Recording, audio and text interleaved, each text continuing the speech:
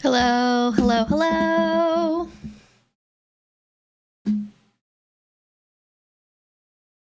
All right, hope I am live. Let me double check.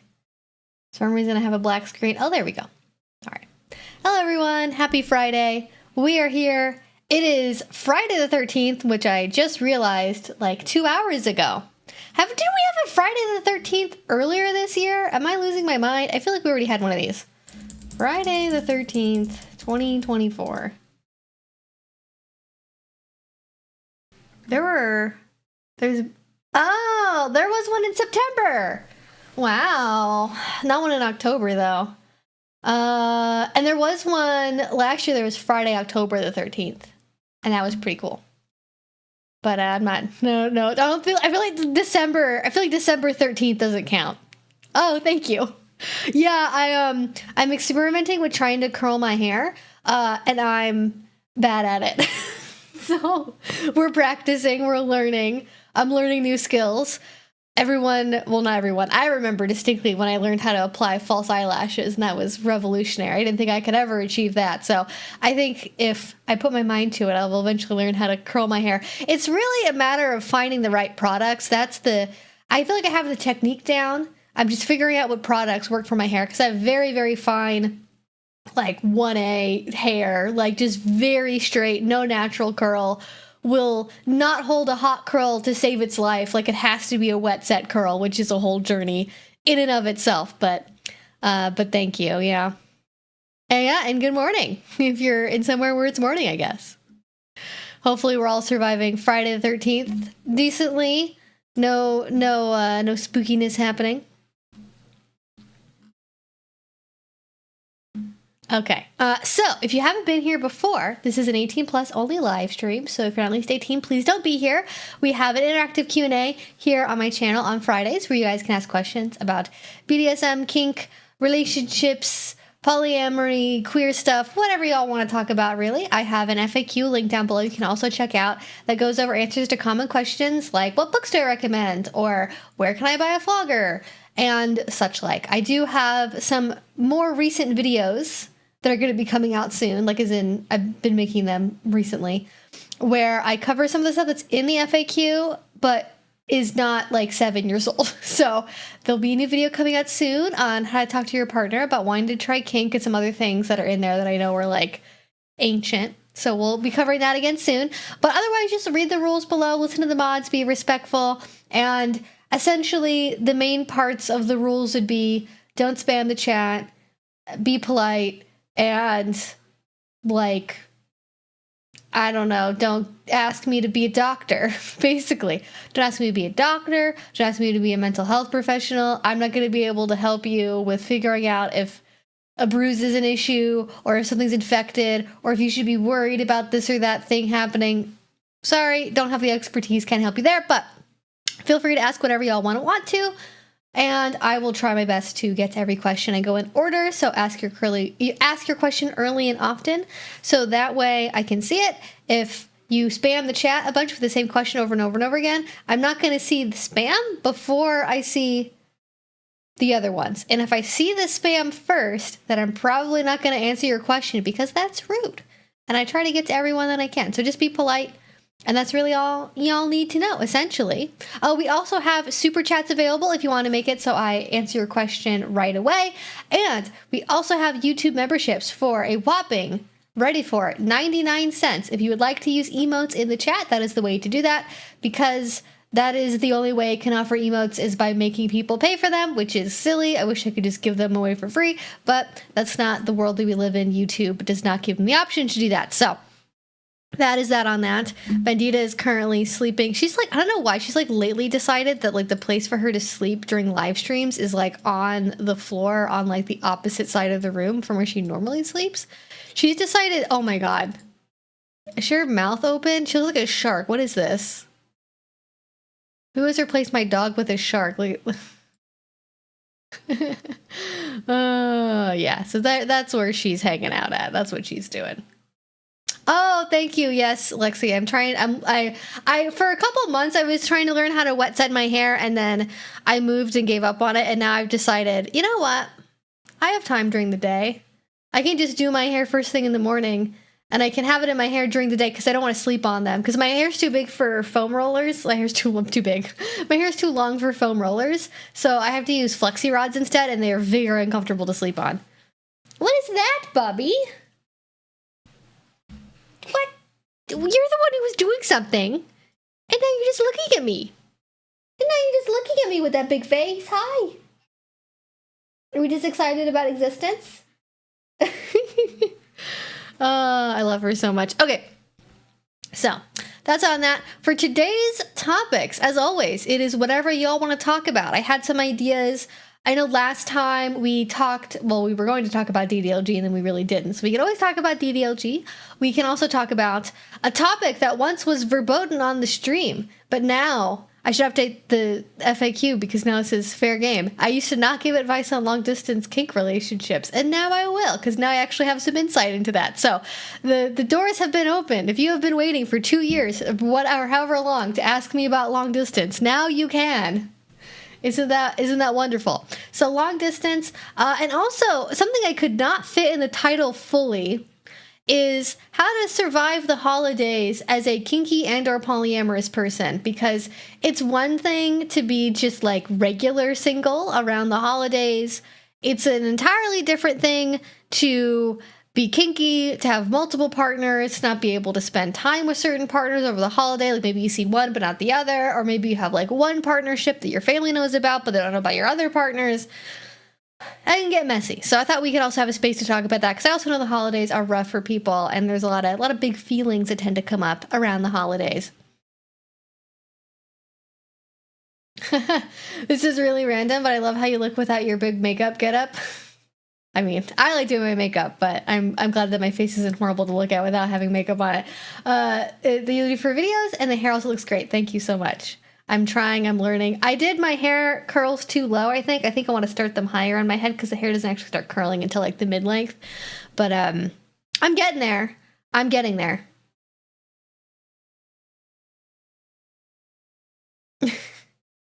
I was looking at bumper stickers and found that one was the trans flag with MCR, trans my gender, in big bold font, and thought of you. That is delightful. I actually saw... There was some meme I saw that involved, I don't think it was that though, that involved like the Danger Days album cover and then also something with the trans flag. And I'm trying to remember, I think it was on Reddit or Twitter or somewhere, and it was really funny. There has to be, what's the overlap between MCR fans and trans people? Like, there has to be a big overlap. What about wet set curls? I've recently discovered the magic of that for myself. Still waiting for my hair to get long enough for a Viking braid. That is what this is from. Yeah, so I do wet set curls, but my hair got too long to do foam rollers, which is like the standard way that most people do wet set curls. And then I discovered, what are the flexi rods or foam, like not foam rollers, but foam rods. And those work way better because they're way longer and then you like fold them up.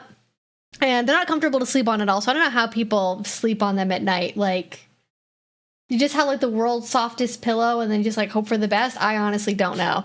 But I basically have to be in a position where I can get them in the morning and then wear them all day without having to worry about having curlers in my hair. And then leave them in for long enough for them to fully dry. And then also have a reason for them, you know, to want to be dry at the end. But yeah, it's a rare intersection of all three of those things happening. I was so focused on celebration we have every December that I completely blanked on that it was Friday. Christmas? That one? Yeah.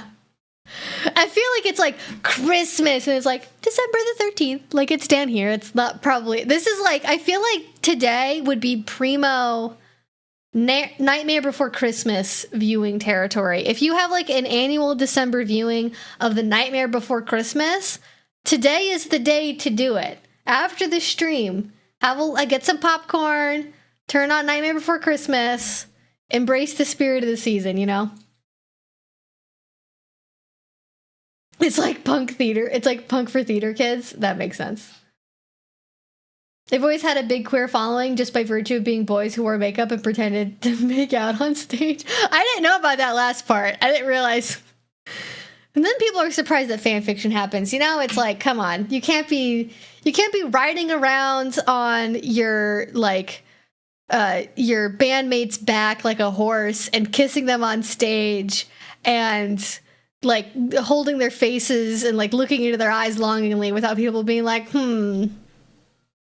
but gay. You know, like it's gonna happen at some point. Ooh, hello. I'm in a long distance relationship and we are finally meeting this Friday. I'm flying Thursday. Meeting this Friday. I'm flying.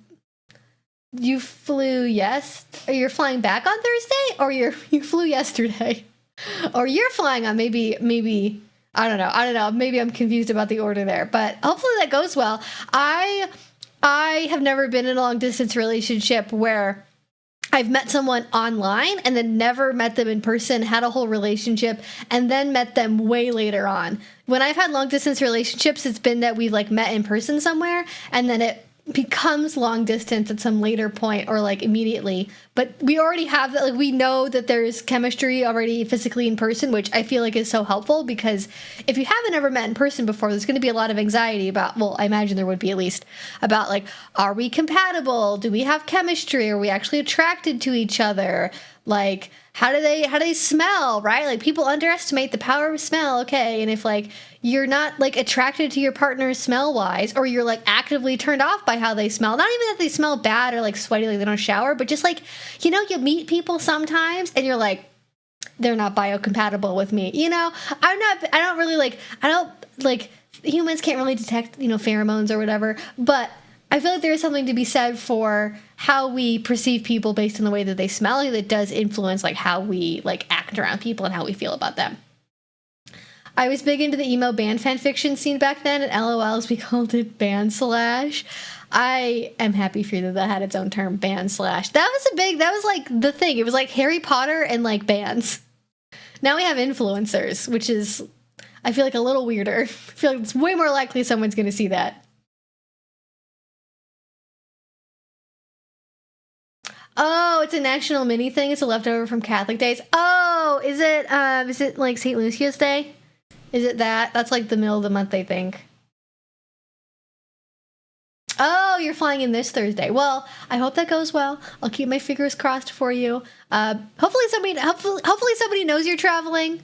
Hopefully someone, just in case you ever like emergency need a plane ticket back home because it goes real bad, or you just need to leave for some reason, make sure you tell somebody when you're traveling. I have a family friend who, this was a decade ago, had a daughter who, I think she went to Europe for like a summer vacation to like, and do the classic like American abroad thing, right? She went like backpacking or something, and she was in Greece, and then she like fell in love with this Greek man, and she decided that she was gonna like stay in Greece. Like, it was a very like Mamma Mia type situation, I guess, now that I'm thinking about it.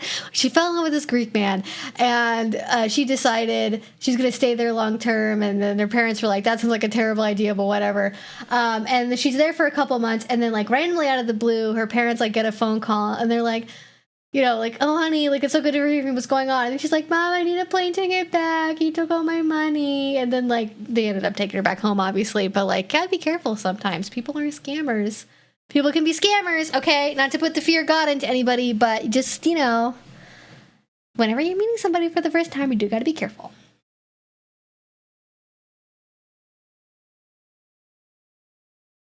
Oh, yeah, and Twilight, yeah. Was there? I know there were. I don't know if there weren't any MCR songs on any of the Twilight like movies, were there? Because I know there was Paramore, and there were Muse. There's Muse had a couple songs too. Like famously, the baseball scene is like a pre-existing Muse song. Because I was really into Muse in high school, so that's how I know that one. But I don't. Was there anything from like the big like I feel like we were saying the emo bands, but like, you know what I mean, the emo bands.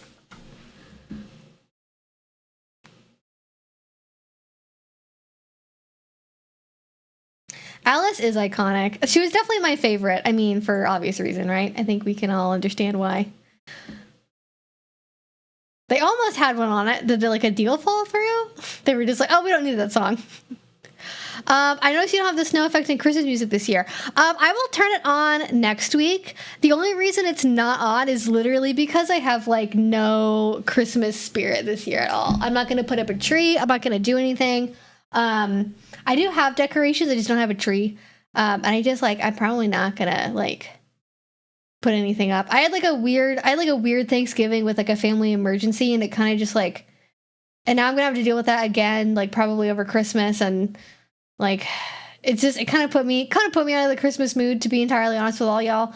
So I'm not gonna be doing a whole lot, but for next week I'll turn on the Christmas stuff, because normally I love doing it, but just this year I have not had. I don't know where my brain's been. I just have not been thinking about that at all. There's been no snow. It's I don't know. Sort of a weird year. This is we're gonna call it a mulligan, for Christmas this year. Oh yeah, FCR is My Chemical Romance, by the way, just in case you didn't know that.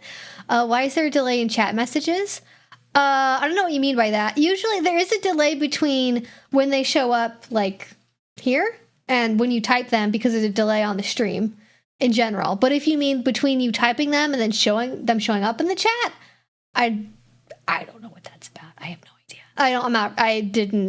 There is a latency that happens for the video portion of the stream, but I don't know. That should not be affecting anything with the actual chat. So hopefully that doesn't occur. I'm in the middle of the winter burnout, just shut down. So any advice on how to feel a bit better is appreciated. That is a great question. How do you deal with feeling burnt out and bitter and shut down during the holiday season? I mean, I think what works best for people varies. I feel like having some kind of like enjoyable daily routine that you look forward to is like a good thing to do, because like you can go out and like do big things and stuff like that, but I feel like a sustainable daily thing is like usually better for people's mental well-being in the long term. One, you can just look at Bandit, because she's being very silly today. there's always that. But what I like to do is I like to read some bit of my book. I like to sit down with some tea and just be on my blanket and just like look outside, or have like some nice music playing, or like some visualizer on the TV, like a fireplace or a coffee shop or something like that, and just like sit and enjoy the relaxation of that for like 20-30 minutes. I also enjoy going out and like doing like wintry activities, which I know are not like very accessible to everyone, like going to like, I feel like I've been just disappointed by the stuff I've gone to do in Portland this year. Like I went to a craft market, and it was so busy. Like they had no capacity limit, seemingly. They just shoved as many people as could fit in the building in there, and so it was like elbow to elbow the whole way through, and I kept thinking that people were going to step on my dog, so that was not relaxing at all. But I do think that like wintry farmers markets, craft fairs, seasonal activities, like I don't know if there's any kind of like winter crafty stuff that's happening if you like doing that, or I don't even know, like there's like ice skating. I feel like I really wish we did some of the stuff they have in Europe. Like I wish there was an easier way to just like, oh yeah, any weekend night, Friday through Sunday, you can just like walk down to the town square, and then you show up, and there's going to be, mulled wine and potatoes, chowder. I feel like if we did that, Americans would be like 20% happier during the winter time if we just had like winter outdoor markets like that. I also like relaxing, like positive movies and things. I don't know. I feel like just sort of not trying to avoid the intense emotion. I think where people go wrong is they try to stuff down the intense emotion and like feeling really negative, and then like pretend like it's not there. And I think if it's something that's like really, really short term, like let's say you're like pissed off in traffic or whatever, like, okay, you need to like not be angry to the point of like causing an accident. So like, maybe if you don't have other skills in place, it makes sense to just kind of like stuff down the anger until you can like scream when you get to the parking lot. Like, okay. But if it's like more of a season long event, then you can't really stuff it down, right? That's not going to help with anything. So I think recognizing that there is like the negative emotions and like where they're coming from, like giving them permission to exist, I find helps relax them a bit, because then they're not like clawing at you from the inside to be like, pay attention to me. Don't you know that you're sad? Why aren't you paying attention to the fact that you're sad? I'm going to make you more sad now, so you pay attention. And it can, not that like always happens, but I think that's one thing that can happen when you're ignoring your emotions, is your emotions are important information, and like they will get louder oftentimes if you're like trying to ignore them, because they're trying to like, you know, make contact with you and make you aware of what's going on. Christmas really depends on the year I had. If it was a good year, I'll have more spirit. But if it was a rough year, I'm just not into Christmas. Yeah, that's like really true. I think for me, there's like, I've had years where I've had like a really shit year, and then I really look forward to Christmas because it's like, oh, I know there's going to be like one thing this year that can like turn out good, and I'm going to see my family, and I'm going to bake cookies, and I'm going to make this Christmas really good to like make up for the rest of the year. And this year was like, I had such a roller coaster of a year. You don't even know the quarter of it, let alone the half of it.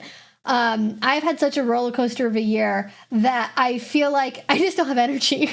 It's been such a roller coaster. I'm like, I don't know if I have energy for all that. Like, honestly, like the idea of having to go out, like I have had to move so many times and stop living with various people so many times. I have bought 4 Christmas trees in like 5 years, like reusable Christmas trees, you know, the kind that you're supposed to use for so long that you have a box that's more duct tape than cardboard that you just use for like 20 plus years. And I've had to replace my fake trees so often because like I never end up getting them in like the move out, like divorce, right? I just like the idea of having to go to fucking Target again and buy another fake tree and then find a place to put it in my apartment, and then like where to plug in all the lights. I just went, I'm not doing it. Like I feel like, and not even in like a Christmas of the Cranks way where it's like, I'm just going to skip Christmas this year. I'm going to go on vacation. Like it just like, I just don't have the energy for all that. I don't have the energy for all that. I don't even know if my family, I don't know if they put up like the Christmas decorations this year. I know at least one family member did, because I saw photos where they have a tree in the background, but like my immediate close family, I don't know if like our usual hosts have put up their Christmas tree this year. I don't know, just kind of weird vibes, honestly, just weird vibes. I'm vending at a craft market this weekend. By Sunday Eve, I will be done with winter crafty stuff. Well, I'm sure it'll be nice to have it all be over and done with, because I know depending on what you make, like people are making Christmas stuff for craft fairs in like July. Like if you're making soap or something, you're making your Christmas soap in the middle of the summer, because it has to cure for so long before you can actually sell it, that you're making it in like 90-degree weather. It's like, oh yes, my house smells like pine, but it's June. Yeah, I feel like for a lot of people it's been a real roller coaster year. It really has. Yeah, moving will kill your soul. And I don't even move that far. Like I'm still in the same city. I still like know the same people. Like I didn't have any like I didn't like move cross country or like change careers or something as part of the move. But I've moved. My brain is like not good at moving. I moved a lot as a kid, and like because of that I have like a lot of negative memories associated with moving. And so now when I move in as an adult, I've moved way more than I've ever wanted to move as an adult in the last, like, since I've been, I don't know, like 20, whenever I started doing YouTube full time. So like 24, 25, that's like the last like 5 years. Yeah. I've just moved so much. Like, cause I think I started doing YouTube full time like 2017, maybe 2018. Also, Doggo's on the move to I don't know where. I know she's way on the other side. She's just making me chase her all around today. I do have my fairy lights up under or over my TV, so I have that going. That counts, right? Maybe I could put little Christmas decorations on I have like a background behind my television has lights on it, and like maybe I don't know, maybe I'll put some decorations on there. I don't know. Maybe I can do that. Are the seasonal markets in Europe open through the season? Because the market-like events in the U.S. can only really last a night or two, since we can't really shut down the streets they're on constantly. Well, yeah, the ones I've been to in Europe, they're in like town, they're in like the squares, because like in Europe they used to have like market squares because they're older and they had such things. So they're not I think they're in places like the kind of places where you might like host a farmer's market, although I guess a lot of people have farmer's markets in parking lots because America's awful. But I think they're when I went, they started in like early December, I think. I think they go until January, but I'm not confident about that. I'm not from Europe, so I don't know. I go back to teaching classes. That makes sense.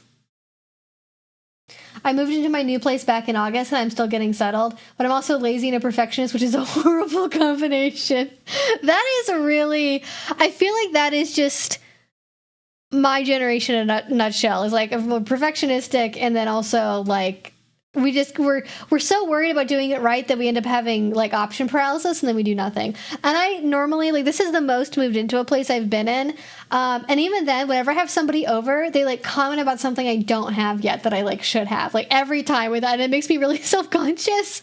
And they're like, oh, you don't have this? Like I had somebody over the other day, and they were like a couple months ago, it was like 2 months ago, and they like lightly ribbed me for like not this is so stupid. I didn't have a silverware organizer, and I had all my utensils in a Ziploc bag still, because I had gone to look for a drawer organizer, and the stores that I went to only had plastic ones, and I wanted a wooden one, so I just didn't buy one. And then I didn't like think to look online for like a wooden drawer organizer, so I didn't have one, and they just thought it was really funny that I was like, I even moved into a place for like 5-6 months, and I like still was keeping my silverware in a Ziploc bag.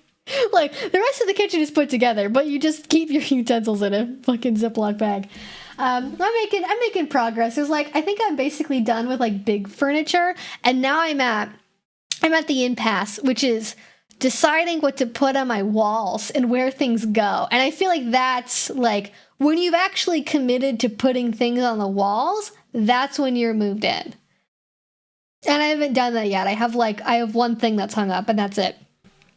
And I have a bunch of art, I have a bunch of prints, I have photographs, I have stuff I want to put on walls, but not anything that I've actually managed to hang up yet. So it'll come together eventually. But I'm afraid if I commit to stuff, I'm gonna have to fucking move again. Although I did just sign a lease, for a year, or I got a notice for the renewal. I haven't actually signed it yet, but they sent out really early. I'm like, I don't actually renew for another couple months, but they were like, hey, in a couple months you're gonna have to renew. I've never had an apartment like notify me this early about a renewal, but I know I'm gonna be staying here for at least another year, so I feel more secure in putting things on my walls with that. I was a little bit worried I was going to get a notice that suddenly my rent was going to be like $300 more a month, that I was going to have to deal with that bullshit again. But instead, it's a very reasonable amount. It's less than $100, so I'll make that work. I can live with it.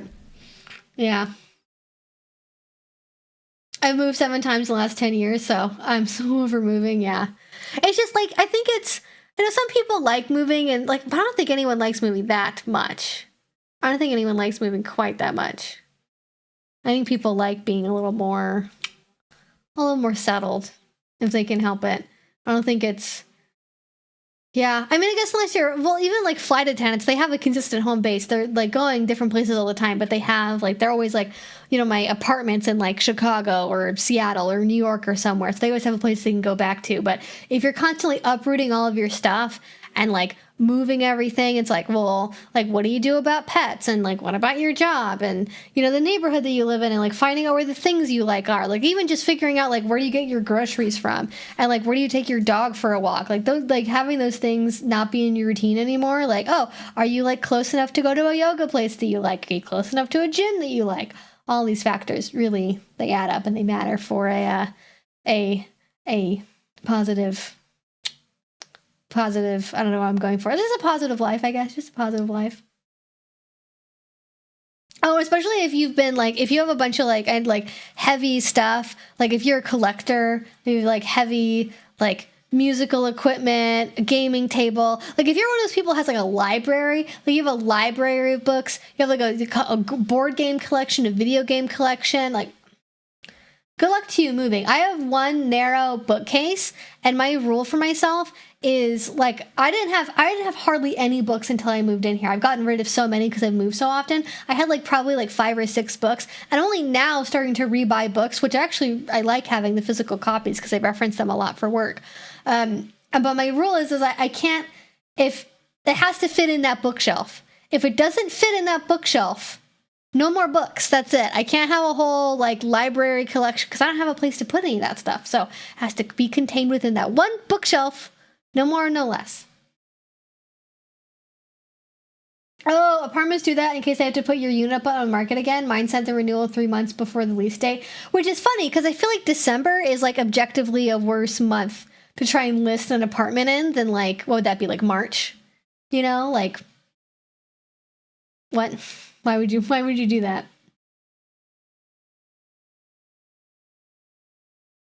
Yes, I mean, I sort of like the maximalist decor look. I gotta be honest. I have like recurring dreams of like this maximalist house that I live in that I'm like renting from somebody that's like got these like random nook and cranny rooms and like a built-in like breakfast nook and things like that, that I find kind of cozy. Like my favorite friends' houses growing up are the ones where like the parents lived in the same house for like 20, 30 years and it was like super cozy and homey. As long as the room is warm, though, honestly, it's really, really neat. So you have a question here from Hammock.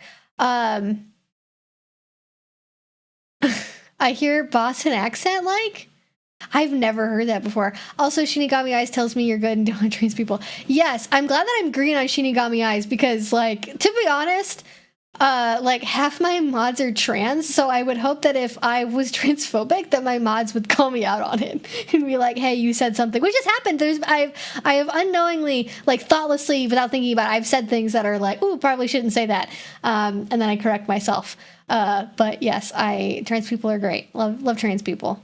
Don't have, like, it's not even that I don't have a problem with them, like they're just people. Like, why would I have a problem with them? They're on this earth just as much as I am. I believe in kindness for living things. That's really all it is. I hear a Boston accent.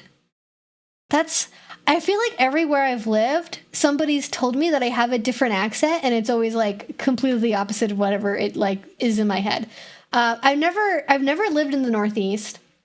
I lived in the Southeast. I lived on the East Coast, but never Boston. My family's not from Boston. They're from the opposite part of the country. No Boston.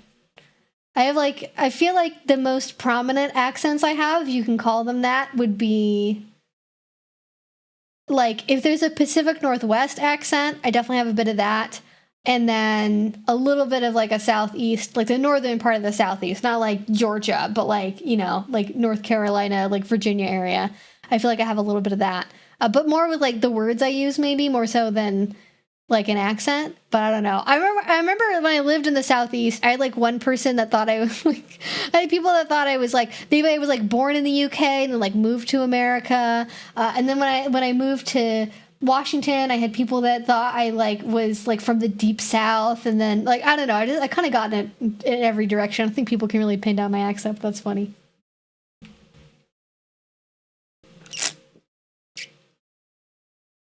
I'm constantly purging books, but my house refills them somehow. Full bookshelves, giant piles of books everywhere. Oh, you have like a Terry Pratchett library. You have a Terry Pratchett library in your house. Just the books exist on their own. They just have a mind of their own. Yes, we try to have like, we know we do get people who come in here that say rude things, and you know, but we can get trolls and all that. But we have a good bunch here for the most part. And yeah, we try to be a safe, positive place as much as possible, as much as anywhere on the internet can be, because nowhere is perfectly kind all the time. Yeah, I can see your messages. You're good. Okay. Let's get to some questions. How about that? How about we do that? Yeah, don't be weird in a creepy way, because it's just sad, really. Yeah, don't be creepy. That's literally the main thing. Just don't be creepy. Yeah, I can see your messages. Oh shoot, I just saw a question and I lost it. Let me scroll back to it.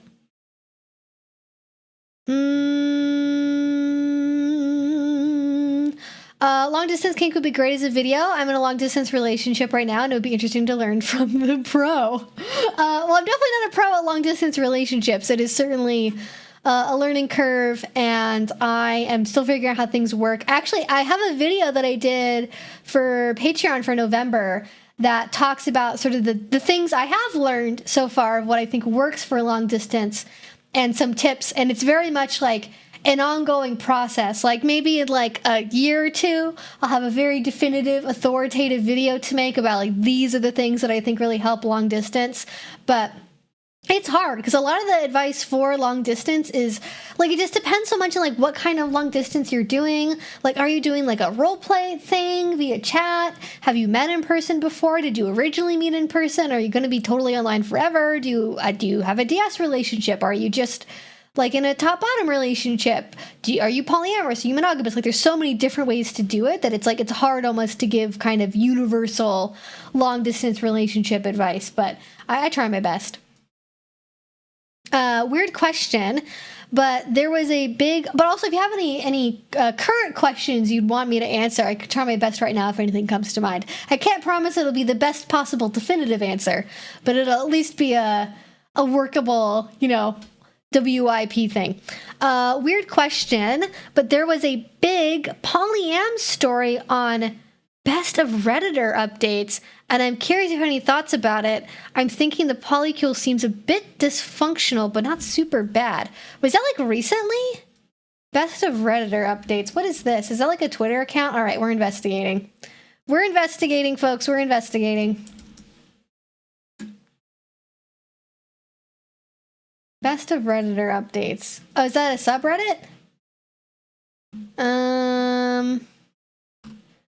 Is it explicitly like, if I look up poly, if I put poly into the search bar here, will it show me it? Oh god, there's one from 4 months ago that has 11,000 upvotes. And it says, I'm 15 weeks pregnant with our polyfamily's second baby, and here I am thinking of running away from the family that we've created. Is it that one? I'm just gonna go by new. Oh, there's a more recent one. Wife wants to have a baby with only one person in a relationship. I don't want it to happen. Is it that one from like 22 hours ago? It always involves babies. It always involves babies or an existing marriage that's trying to be, they're trying to open it up, but it doesn't work out. Babies are messy, even for monogamous married people. It's a subreddit. I posted a link. No, it's not that one. Oh, you're not a mod, so you can't post the direct link. It'll just get automatically flagged and removed by YouTube before any of the mods even see it. So if you want to put a link to it, can you copy and paste what the title is? Just with not like a link or anything. Just tell me what the title is, and then I can find it. No. Yes. Wait. Does that mean was it the one from 22 hours ago then? Because that was the original post 2016. Oh my god. So this is like almost a 10 wait, what? This is an 8-year-long saga. Oh my god. I think I found a video I'm gonna make this weekend if it's that one. But just before I spring onto that one, I will confirm that's the one that you're thinking of, because wow, that's dead. Coming back 8 years later. Here is the title. Wife wants to have a baby with only one person in a relationship. I don't want it to happen. Well, shit. Okay, so 8 years ago, pre-pandemic, February, no less. Wow. Okay, this looks like a whole saga. This is like a short story here. They've already done a couple of updates, some relevant comments. I feel like, do I need to do a dramatic reading of this? I've heard some real poly drama before. This is the thing. Like, I feel anxious. I feel deeply anxious whenever I hear stories about this, because what ends up happening is people look at that and go, oh my god, like polyamorous relationships are so dysfunctional and they never work, and like the fact that there is conflict about a subject like this just proves that like polyamory can't work, because like, yeah, how are you supposed to decide like who to have kids with in a polyamorous relationship, because then like somebody's gonna get left out, and which is funny because like of course you're gonna assume that, because if you're on an advice subreddit for relationships or for marriages or for dead bedrooms or anything, like you're going to see the worst version of something. And for some reason, and I've talked about this in videos before, you have like the 90 to 95% of, you know, things are going shitty in my 98% probably. 98% of like shitty relationship stories, especially on Reddit, are like monogamous relationships and or some kind of cheating thing that's like trying to pretend to be an open relationship, like very clearly it's not, because there's no like consent or communication happening. It's cheating, but they're calling it something else, right? Like that's almost all of them. But there's this tiny, very potent sliver of a minority of people that have some like insane polycule drama that, by virtue of the fact that it involves like, let's say 3 to 7 like dysfunctional adults, it makes for very delicious drama for people, and then they take that as being representative of like polyamorous relationships, which it fundamentally can't be, because all of the healthy polyamorous relationships are not posting for advice in r/relationship advice, right? They're just going about their business. But like, you know, I have I know quite a number of polyamorous people, one who are married and two that have kids, and I don't know anyone who specifically had conflict over who to have kids with in the polycule. I do know one couple that one partner, after like there was one partner that was like the person's spouse, and they'd been married for probably like 8-9 years at that point. Maybe they're this Redditor, probably not though, based on the names I saw in that story and the ages. And they'd already had one child together. And then the new partner came along, and they'd been around for, let's say, like, I don't know how long they were around. Let's say like 6 months. It was less than 2 years, I'm pretty sure. They were around for like 6 months. And then the married couple decides to have a second kid. And then knowing already when they got into the relationship that there already was a kid, and if they had plans to like have a bigger family eventually, like then they got really jealous about like having another kid, and then they decided to like know about that relationship because they were like, oh, I actually can't, like jealousy wise, I can't handle you having kids with somebody else. And they was like, well, you know, that's how it goes. Yeah, but in that case, I don't think the person was like mad in a possessive way. They just were like, ooh, I didn't realize like how big of a feelings this would give me. It got me in the feels, and so I'm gonna like walk away from this essentially because I'm not going to be able to handle it. And I know other polyamorous couples that have had baby drama. I know people that have like intentionally had kids, and then like they think it's gonna, like they think, oh, we're all gonna like raise these kids together in like this 4-person polycule, and it's gonna be really great. And then like they have big conflict over like parenting styles, or like somebody totally can't handle being a parent at all, and they just like go full escapism, and they essentially like remove themselves from the children's lives entirely, even if they're like biologically related to these kids. And it can get messy when you have more adults involved, but like again, monogamous people can also be very messy involving their children. Maury, the TV show, did not typically feature polyamorous couples, did it? So yeah, I don't know. I get nervous because I think people will take this as a sign that polyamory doesn't work. But, you know, that would be like, if I looked at like Maury or r/relationship advice or the shit that Andrew Tate talks about, I would also come to the conclusion that like heterosexual monogamous like relationships of any kind also don't work. It doesn't actually mean that's a representative sample, right? Whisper reading, my wife wants a baby with another partner. Directed by Nail Taps, something glass jar. Yeah. My wife wants a baby with another partner. Yeah. I don't have a glass. I do have this. I feel like plastic isn't as nice. I don't really know. How do I do the tapping thing? Is it like all at once? Is it like, this reminds me of a horse galloping a little bit. I feel like I'm making horse noises. Horse girl brain activated. I want a single cuddle partner. That's valid. I'm kind of glad I never got the Reddit bug. Honestly, it's for the best. Reddit is really good if you want reviews for things. If you're like, I want to get a legitimate review for this product, like a mattress or a pair of headphones or something, there is a community for that on Reddit. I'm not even kidding you. There is a mattress. There is a mattress subreddit. And when you go on there, and you look for reviews, you're going to see real reviews from real people. You're not gonna, it's not, there's no influencers on Reddit. There's no, well, there are OnlyFans people, I guess, but they're not influencers across the whole website, right? Like, you're going to find legit reviews. So that's why Reddit is good. That's why we should save Reddit, is so that way we can have actual genuine user reviews still existing somewhere online. But other than that, don't get involved in any political communities. Don't get involved, like, maybe some hobby groups, but a lot of it can be very toxic, so yeah. Yeah, like, my issue is that, to me, this poly relationship drama seems weirdly boring. It even has an okay conclusion, but the Reddit comments are so negative, so it was a bit of reality. Oh, I want a bit of a reality check. Yeah, I think that's fair. Because, yeah, if, like, somebody is not polyamorous and they don't really know what any of that is about, they're going to probably have a really strong negative reaction and assume it's, like I was saying, that it's representative. I'm actually going to put that. I'm going to put... Oh, it won't let me look. Oh, there actually is a,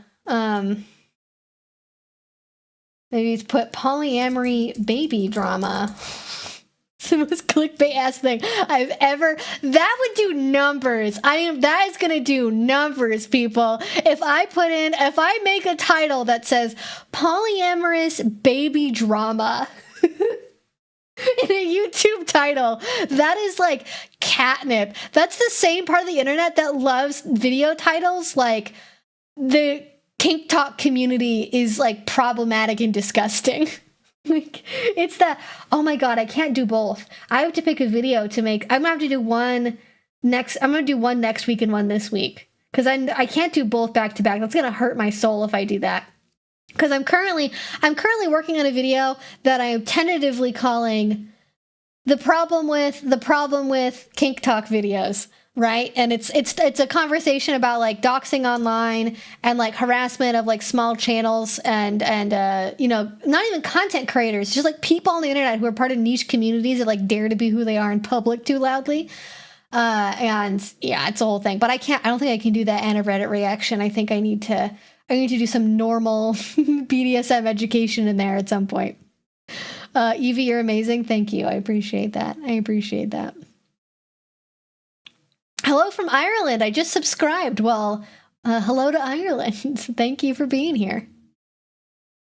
Oh, yeah. I don't even want to know. What do the trans subreddits look like? That sounds like that could be a hot mess really easily. Yeah, I have used that exact mattress subreddit trying to pick a mattress. Yes, okay, we know about the mattress Reddit. Yeah, it's a problem. You end up, it's one of those things, you read about it more and you get more confused the more you learn at a certain point. There's a diminishing returns there eventually. All the trans subreddits either devolve into... Lexi, this is so accurate. Oh my god. Not that I expected you to be disaccurate about this. Horny puppy girl posts, blahage memes, are on the other hand, doom posting over passing and transmedicalism. It's so rough. That is so true, Lexi. That's so true. Because I'm like, it's like, especially the kind of the BDSM communities on Reddit, depending on which one you're in, it can definitely go into horny puppy girl posts. And even on like Twitter, it's that way to a certain extent. Like there's puppy girl stocks are up. If you wanted to invest in something, invest in puppy girl stuff. Go back to like 2018, put it all on puppy girls, all right? We are on the come up. We are thriving and evolving. It could maybe stand to be a little less horny. Just a little, like, dial 20% maybe, just, you know, like, it was here, and then we turned it here. We could go back to like here maybe, compromise, maybe, I don't know. What I want to know is what was the thing that switched us from like trans cat girl being the thing to trans puppy girl? Because before it was all kittens, it was all cats, and then something happened and now it's all puppies. What is this, an evolution? Did the kittens evolve into puppies? Is it just like is it when you take ketamine you like become a puppy girl? Like what happened? What happened there?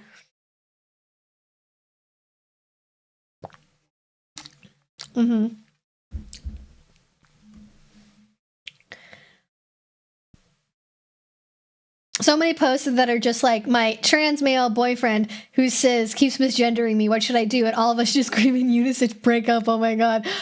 Oh, that's disappointing. But at the very least, I'm glad there's a community, because I think sometimes, honestly, there are other subreddits that are very, like the BDSM community is like that. A lot of the relationship advice subreddits are like that, where it's like the most obvious scenario you've ever heard in your life for breaking up with someone. Like, it's like, they've cheated on me the whole time, they hate my family, they don't respect my job, they think that I shouldn't have the right to vote, but they were nice to me one time and bought me ice cream, so like we should still be dating, right? And also there's like a 12-year age gap, and the poster is like 20 years old, and like it's just a nightmare of a scenario in every possible direction. And they're just like, but like, I still really like them though, like maybe we should stay together. And it's like, break up with them. Like, you have 50 things in the bad pile, and you have kind of one thing in the good pile, and like somebody being nice to you is like the bare minimum.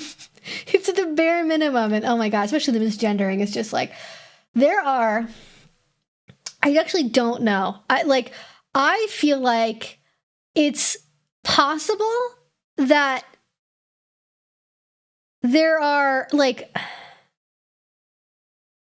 don't even know how I want to phrase this exactly, because I think it's all bad, but it's like degrees of badness. I think there are probably less cis men that are capable of respecting trans men's gender identity and like their preferred pronouns than like cis men that are able to respect trans women's pronouns. And the reason for that is because like there are like the Blair Whites of the world who like pass so well that they kind of like get gendered correctly like by accident. And I feel like there's a lot of men who just like their brain stops at like thinking about pussy, and as if there's still or just they assume there's a pussy somewhere, they're like, but that's a woman, and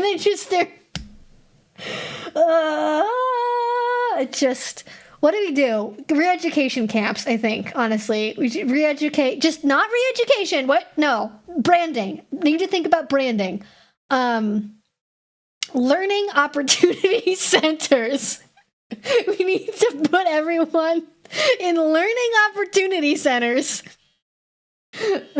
It's my dryer yelling at me. We need to put everyone in learning opportunity centers so they can learn to be nice to people. I want to clockwork orange people into like accepting that other people are different from them. That's it. I don't have high aspirations of anything. That's all I want. I feel like it's not too much to ask. I think it's something to do with the mainstreaming of cat girls via streamer thoughts. Oh.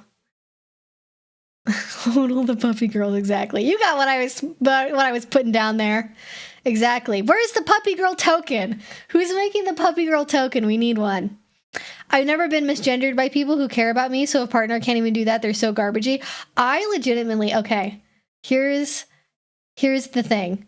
I know someone who, like, more than one person, actually, now that I think about it. I know people that, like, I actually don't know if it's their fault or not, who, like, they would date someone, especially non-binary people who are AFAB, and they would date them, and they, like, could not, to save their life, get their pronouns right more than twice in a row. Like, you would be in a conversation, they would be sharing a story about this partner, and then, that's too loud. Okay, give me a second. All right, Bandit, hold the fort down. I forgot I had the alarm on.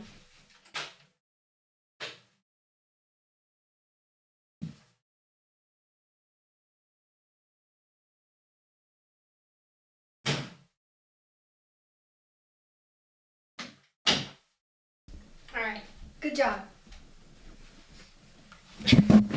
All right, that took like 2 seconds. Yeah, what I was saying is, like, I definitely have known people that they're just like, so they just can't do it. Like I don't think that they're like, it's almost like deep in their heart of hearts, and like the cockles of their heart, they don't really believe this person is who they say they are. They can like verbally say, oh no, I respect their gender, but they don't believe it enough to like put in the effort to like learn to gender their partners correctly, and they just can't do it. They just go, I'm too old to learn neopronouns, like I can't do it, or not even neopronouns, like they, them, like I get it, like neopronouns are hard, like that's a whole new word you're learning, and it's a very common one, I get it, but like there's a difference in like putting in the effort and not, and like, you know, ugh. I like my learning I like my learning opportunity center idea. I think they could catch on. We should try that. Yeah, there's some guys that are good enough, but lose their minds when they find that person is trans. Yeah, or there's people who are like really paranoid about being like tricked by a trans person and just like, oh my god, yeah. I know she took over the live stream for 5 seconds. She didn't have a lot to say. Apparently, she's a sleepy girl. Sleepy girl. So many times I've said, like, as someone who grew up with lots of androgynous emo kid circles, some guys are just guys. True. All right. I don't know how we got off on that exactly, but all right.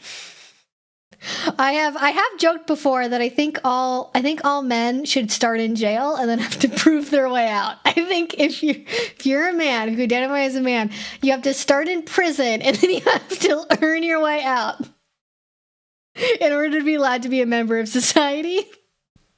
I don't really think that. I also think that we shouldn't I don't think human beings should have society as it currently is constructed in American life. I don't think that I don't think we should have shopping malls in suburbia in Arizona or New Mexico. I think that, if we're talking about traditional indigenous dwellings, those are fine. But I don't think that mass humanity was meant to live anywhere in the Southwest. I think we should probably just give that one back to the gods, just let the gods have that one. I think that's what we were supposed to do anyways. Not every soft boy is an egg. Oh my gosh, that's a whole other conversation. There are a lot of people, and I feel like this happens with autism too a little bit. I had to completely mute the word autism and things related to it on my Twitter timeline because there's so many people that they see an activity or a behavior that could also just be anxiety or PTSD or something, and they're like, oh, this is signs that this creator is actually autistic, and then they're kind of relentless about it in a way that I don't think is very respectful of other people's autonomy. And I feel like that can also happen too with eggs, where it's no, some people are literally just androgynous, and it's not it's not a big thing. It's not like they're gonna wake up in the 2 years and you're gonna be right that they're really a trans woman. And also, even if they were, okay, what do you want? A fucking do you want a soda pop? Do you want some chocolate? What do you a reward? A toaster? What do you want? Just let people live their lives in their own time, Oh, I think what really did it was the Kurt Cobain is secretly trans discourse. I don't know, he's Kurt's dead. I don't know if maybe we should I feel like speculating about that's kind of weird. I don't know. It gives me weird vibes. I agree about the Southwest. Someone saw a rattlesnake crawling through a cow skull and was like, let's build Phoenix here. Yeah, at least the Mormons had a reason to go to Utah, they were literally fighting the U.S. government. So they went to the one place they thought the U.S. government wouldn't be able to chase them, Utah. So that makes sense. But otherwise, if you're there willingly, what are you doing?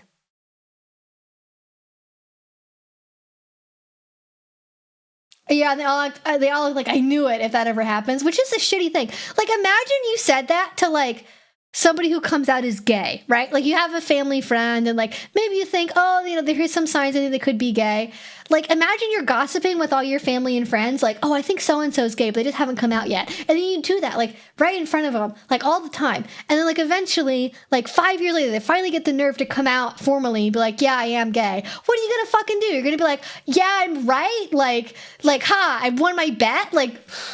You have to have a very specific kind of friendship to have somebody's coming out story be about you being right and to have that be okay. If somebody's major life events becomes about you, you have done something wrong. You need to check in. That's it. Kurt Cobain was secretly trans, 10 times psychic damage.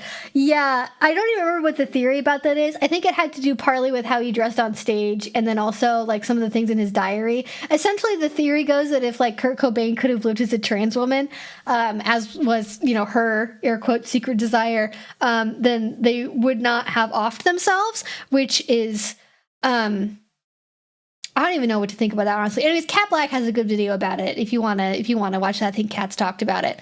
That's what I'd recommend if you want to take on that from a trans woman. Imagine treating someone like that in their emotional moment. I know. It's like, you wouldn't like, well, narcissists are always a thing. Imagine like somebody has their first baby and you like walk into the room and it's like, oh, here's so-and-so. And then like you turn around and high five the husband because you want to bet about the baby's like sex. Like you're like, oh, I knew it was going to be a boy. And then like, not like, congratulations, mom. How are you feeling? How's baby doing? Just like, give me my $200 I won. Humanity. It was a mistake, truly. It was. We should just beam us up again.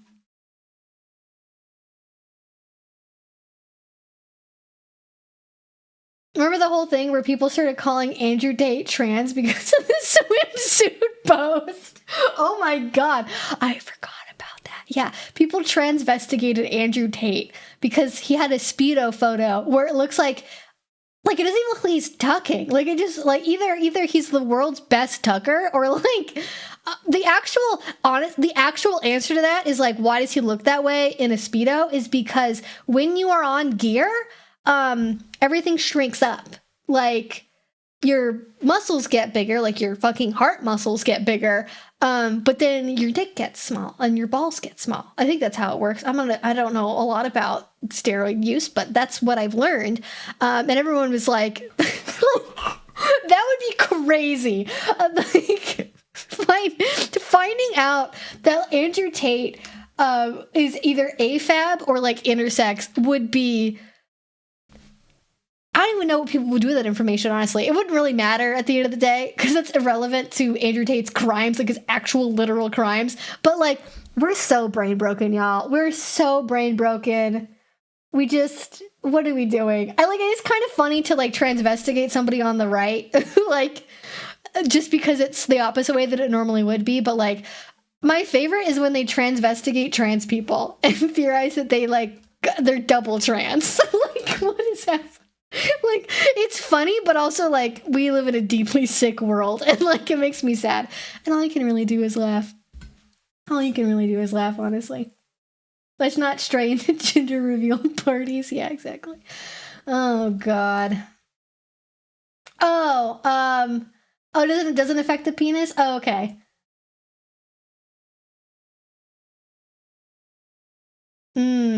The flare jeans. Flare jeans need to come back, though, honestly. Oh, it's the balls. Oh, so wait, he maybe originally had other balls, but then those shrunk and now they match his penis. Listen, I don't care. I honestly, genuinely, and the manosphere will never catch me out on this. I am extremely consistent. I do not make fun of people's looks because people can't help the way that they're born, okay? And ye in glass houses should not be throwing stones, you know? And also, I don't think that anything is said about the value of a person based on their genitalia. If it's too big, too small, whatever, shape, size, whatever, who gives a fuck, okay? Andrew Tate is not a bad person because he has a small penis. Like, he's a bad person because he committed sex crimes against minors. Like, how big or small his penis is, or if he's secretly gay or not, or whatever, does not fucking matter in the slightest. It's kind of scary how all these incel behaviors are trickling into the mainstream or breaking into the mainstream. Yeah, it's like people do it like ironically, and then it's like you can only do certain things ironically before it loops back around into being serious. Like, you can do it enough times. And like transvestigating people who are on the right, or talking about like Nick Fuentes being like a closeted like homosexual because he hooked up with Destiny, and like again using that as kind of like an I gotcha thing. Like, all that is just so deeply like, I don't know, we should be doing that. Or like the fact that there are people who like most definitely like people who have like, pro-Palestine stuff in their Twitter bio or in their username, people who voted for Bernie Sanders, whatever marker of like left-wingism or even just like liberalism that you care about. They have it. And then they also say like weird fucked up things about like polyamory, about kinky people, about like people on the internet they don't like to the point that like you are doing, this is not a both sidesy thing. Like, the far right is obviously much more, like, lethal and dangerous in the way that they pursue people. But the fact that, like, your radar is, like, so off that you can't tell that it's wrong to, like, dox people for doing something that you think is cringe on TikTok when they have 200 followers, like, you don't realize how much the window has shifted. Like, you are doing a right-wing tactic against another queer person, and you don't register it because of how much the right has normalized it. Like, oh my gosh, but that's a whole other conversation. I don't know. He wasn't open in the sense, I don't think Nick Fuentes ever talked about, like, being gay. He talked about how having sex with a woman outside of marriage is gay. Because, or like kissing or going down on a woman. It was something like that, you know, giving oral sex to a woman is gay, which is like a very popular opinion now, which is just like, y'all think that women don't like you because, I don't know why. The real reason is because you're scared of like adult women who are real and not like AI generated. Amanda Moore argues that the Destiny thing was the Kiwi Farms false flag. Basically, I haven't looked into it. I don't know who Amanda Moore is. I'm assuming that sounds like a commentary YouTuber. That sounds like a commentary YouTuber name if I ever heard one.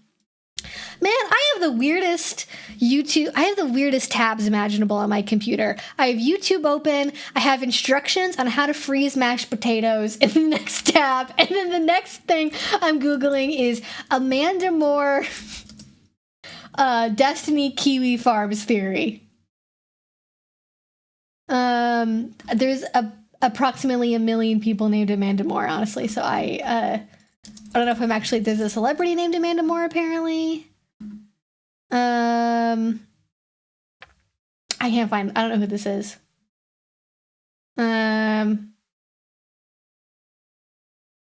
I don't know. Well, you know, it could be. Honestly, if you ever hear anything really weird on the internet about any content creator, assume it's a farms thing. Assume it's from Kiwi Farms.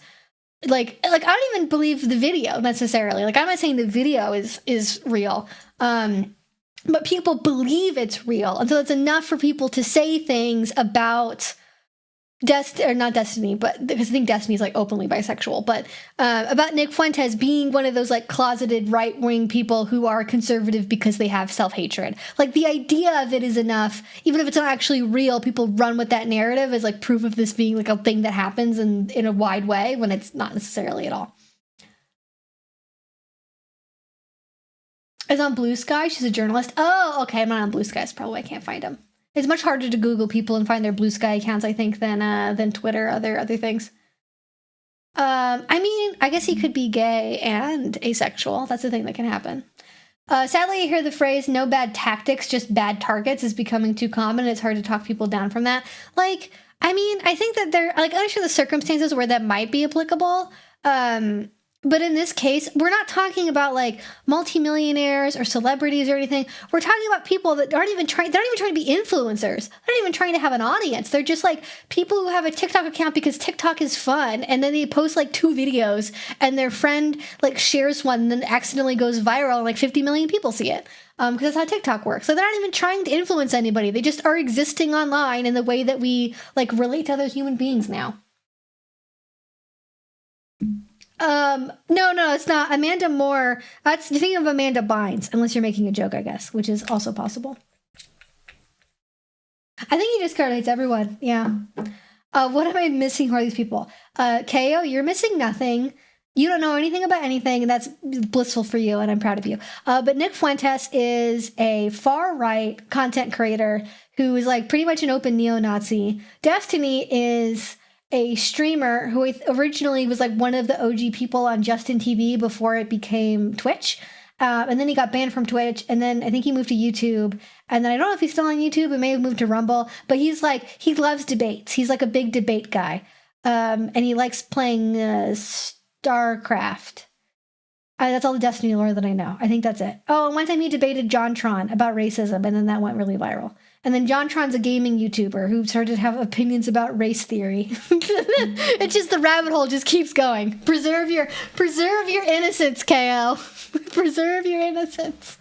And I know about all of this because I have politics as one of the things that I enjoy. And unfortunately, when you're my age and you like politics, it's unless you want to watch CNN, you will interface with this stuff at some point in your life.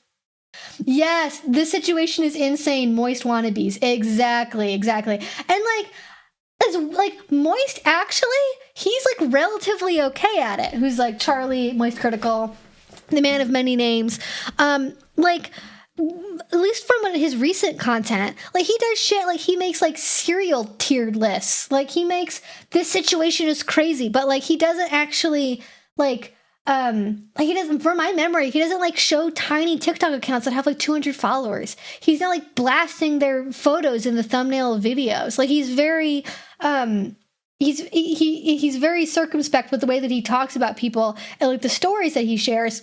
And he's not relying on like, you know, hyper edited photos of people's faces and thumbnails to get clicks and views. And I think even though people have really tried to copy him, I think especially his recent content, it's not perfect by any means. I mean, it's still like kind of like, you know, low tier YouTube content. It's modern day Pulp Fiction, but it's I think better than what a lot of other people are doing, where like people who also don't have big audiences are going to people who have even smaller audiences or no audiences and then like making fun of them and just like punching down in the worst way possible.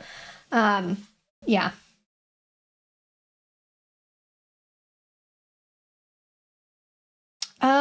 Have you seen my message in the comment section about there's a possible connection between Marilyn Manson and the artist Shadman and others in the not safe for work community? It was from some forum years ago.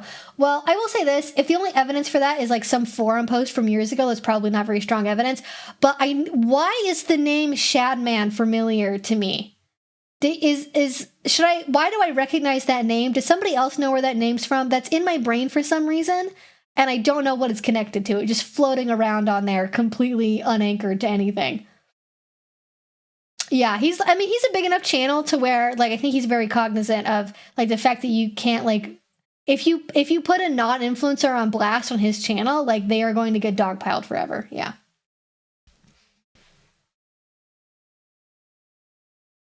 Yeah. Yeah, I like his voice. Moisty has a nice voice. He's nice to listen to. I was an idiot for not like evacuating Florida and there was a giant hurricane though. Don't Google him? Okay, noted. That probably means to me that does he do like lolly? Does he draw like lolly porn or something? Is that where was that like am I thinking about this because of Vosh? Is that the connection? Did Vosh have like which is another person whose name you should not know if you value your well-being in life. Like, is that where it came? Like, not in the sense that like, you know, he's not like evil or anything, I don't think. But like, if you know about these people, you should go outside more often. Maybe is a better way of phrasing it. Is that the thing? Was that the connection I'm thinking of? Oh, it was a Powerpuff Girls thing, and then he was outed as a creeper. Ooh, oh, that means there's a YouTube deep dive about him out there somewhere, for better or for worse. Yeah. Although from the comic, it's pretty obvious what he's into. You know what? There's always tells. Like, wasn't that one of the things back when it was like To Catch a Predator? I always wanted to know if the girls were wearing thongs for some reason, and that like stuck in my head. I don't know why that stuck in my head, but I feel like on To Catch a Predator, so oftentimes the messages, they wanted to know what underwear the girls were wearing, specifically if it was a thong or not, and I don't know why. I don't know. That just like, it's one of those pieces of information that just is like, yeah, it just like, it feels like people exist in a different universe for me, and that makes me concerned for existence in general. Oh, that's what it is. Shadman drew, again, I feel like I'm saying these words and I'm not speaking English. Like, Shadman also drew Keemstar's actual daughter. That was what I remember that from. Yes, okay. If you know who Keemstar is, you need to take a vacation. You need to go on an all expenses paid trip to a cornfield immediately. We just wanted to share research papers. Yeah, we should have stopped at making scientific journals available online and then nothing else. Oh, pirating music actually was okay. We should bring back pirating media and research papers. No conversations, no contact, just media, just text. Very wholesome compost time. Okay, let's get back on track. Let's not talk about Shadman forever. I'm sure two people entertained by that as being a conversation subject, but I actually don't really know a lot about this, so I don't really have any thoughts to offer. One of my favorite content creators has around 1,000 followers, and she was on a huge influencer's video without her permission, and he titled the video something like "The Problem with Blank." Oh no. Especially when I get it, because I've done similar stuff before. I've covered times when people have gone really viral or asked for their content to be covered. I don't always get permission if it's somebody who intentionally is trying to go viral. When a comedian makes a TikTok that gets 20 million views, I'm not going to go out of my way to share their username necessarily. But it depends on the content, I guess, to a certain extent. But that's also something I think when you're in the YouTube ecosystem for a really long time, you do kind of no one hands you a guidebook of this is the right way to be a YouTuber and this is how to be an ethical YouTuber. And I've definitely made mistakes in the past in videos or when I've talked about stuff in live streams, and I try my best to not repeat those things and make it a habit if it's something that I know is it hurts somebody or I misspeak or misrepresent something. And so, I changed the way that I make content on the back of that. It doesn't mean that I was trying to be malicious the first time. I just, sometimes you just need that fucking reality check of, oh, this is, this might be normal for YouTube as a platform to do this, but it doesn't actually mean that it's good or okay.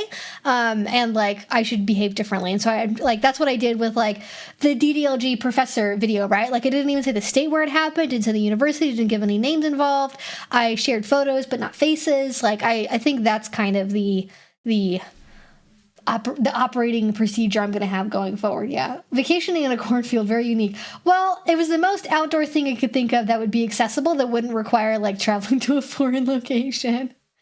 Oh my God. Oh my God. It was 10 million subscribers. Oh no, that's really bad. Cinnamon rolls sound really good, Aaron. I agree. Thank you. Tala Ahmad donated $10. And then there's a very cute little level up dude, and it's adorable. Thank you. I appreciate that. I tried making vegan cinnamon rolls a couple months ago, and it kind of turned out. But I didn't roll them properly, and they got kind of too dry on the outside, and it made me sad. And then I thought, these are too much work. I think my parents liked them now. I gave some to my parents. I made was way too many. Too many for me.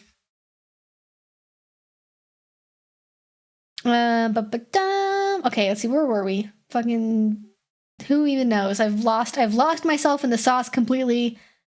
What's happening? Is anyone a pro yearning for a partner that's so far away? I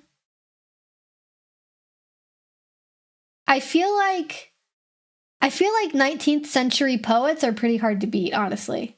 You've if you ever, this is what you do. You take the Addams family, right? Especially Gomez, Morticia, basically, right? You take them, and then you combine that with 19th century poets who are handwriting letters to their lovers about how much they miss the sweet embrace of their bosom or whatever, and then they write a love poem about how much that essentially, when you translate it into modern English, is basically damn baby, the ass fat is essentially the poem. I think if you do that, if you combine those energies together of just unrepentant passionate horniness and then the beauty of the English language, I think if you can do that, you have become a pro. There's a meme that's going around on Twitter right now that's asking people, what is your most pretentious opinion? And this is my most pretentious opinion. I think that museums and poetry and high fashion haute couture, I think those are all good things. I think that we should have those three things in existence. I think that you should be required to study them in school. I do not think that they are a waste of time. And in fact, I think we should be spending more government money to facilitate those things, because I believe that art is fundamentally good for your soul. I think that engaging with art, especially challenging art that you don't intuitively like, not just looking at pretty things that you enjoy, that's also good for your brain, but looking at challenging art that expands the way that you view the world is good for your brain, and you should be compelled to do it at least occasionally. And we should be donating government money to make that happen. I think that we should have outdoor sculpture parks. I think that we should have art walks. I think that the government should pay for artists to like paint things, to make murals around cities. I think we should be doing that. That's my pretentious opinion. Because genuinely, and I think sometimes people don't realize this, if you live in a place that's like kind of shit to look at and like isn't beautiful, and then you move to a place that is, it like markedly makes you feel better. Like, you will feel better. You will have less stress if you live around a place that has nice things to look at and nice things to think about. If you have a park, if you have murals, if you have sculptures, if you just have nice mature trees around you. If you're looking at fucking concrete and Arby's parking lots every damn day of your life, if you're just that and it's gray and the trees are all dead, like, of course people are going to be sad. They don't have anything nice to look at. Their brains are unstimulated. Arby's, not a stimulating piece of art, as it turns out. Mm-hmm. I agree. I do slam poetry. There needs to be more education on those things. Yeah. Like that was like the thing that pissed me off about like people that were like doing like, physics or business or computer science is like basically universally, all of them had the same tact about having to study the liberal arts. Didn't matter if it was like creative writing, English, you name it, right? Any poetry, literature, like physical art mediums, doesn't matter what it is. They all like rolled their eyes into the back of their fucking heads and they acted like it was the most like pointless, stupid, dumb thing. And like, you don't even need to learn, they don't even like learning foreign languages. Like, why do we need to learn Spanish? We should just be learning like C#. And it's like, we should be learning Java. And it's like, we can do both, I guess, but like there was no, like, there's almost this like cultural, in the sciences, there's like this cultural disgust for the arts, like in this weirdly pretentious way where it's flipped around and now the sciences are really pretentious against like the arts. And it's like, you're not better because you hate poetry. You're not better because you think that Emily Dickinson is stupid and dumb, or you don't understand Sylvia Plath, or you don't want to have to read Edgar Allan Poe. Like, you're not better. You're just unable to engage in art. And maybe sometimes people that have severe ADHD and that's why they're in the sciences and maybe that's not compatible with their brains, but find something you enjoy in life, Anyways, fucking look at me going on another rant again. We just need to have more chainmail. Yeah, maybe we just made chainmail more of a thing, then people would like it.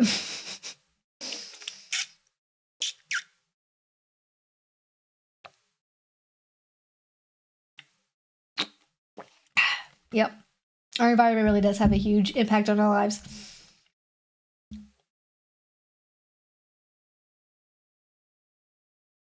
Yeah, you're not better because you hate poetry. Yeah, it's just it's so dumb. It's like, who are you signaling to?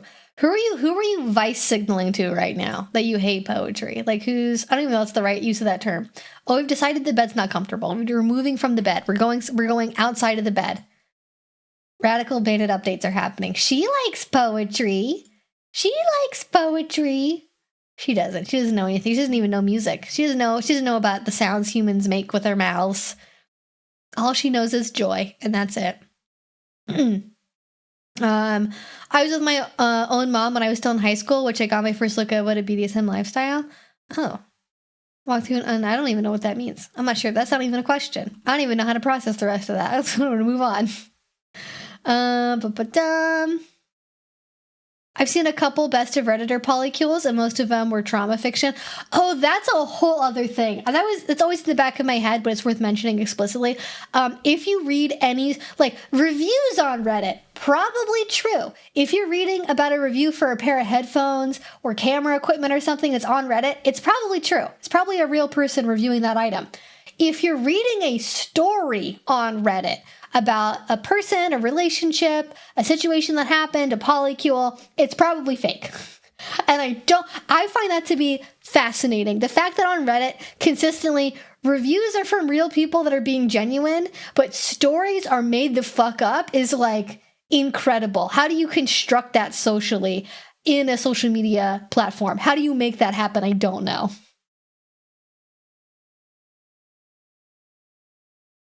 My favorite poet is Pablo Neruda.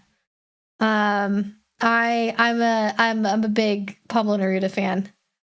His life story is like very interesting, and the fact his poetry works very well both in Spanish and in English is fascinating to me. Although it loses something in the English translation, as all translations do.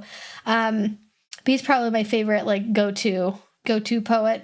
I like Rumi as well, but I feel like liking Rumi is very passé. And also I think a lot of people like misread Rumi. And so Rumi is like a Sufi mystic poet, by the way, if you don't know who Rumi is. And that people read his poetry as like being like very sexual, and like certainly you can, like, it's very quotable in a sexual context. But like the way that he wrote was very obviously of the time that he was writing in and for a very specific like religious purpose. Like it's not actually about being horny. Like the horniness is about sort of this deep like yearning desire to like be one with the universe and God. So if you're reading Rumi poetry as being horny, like I think you're sort of like, I mean, you can read it that way, but it's sort of like a surface level engagement with the text, you know?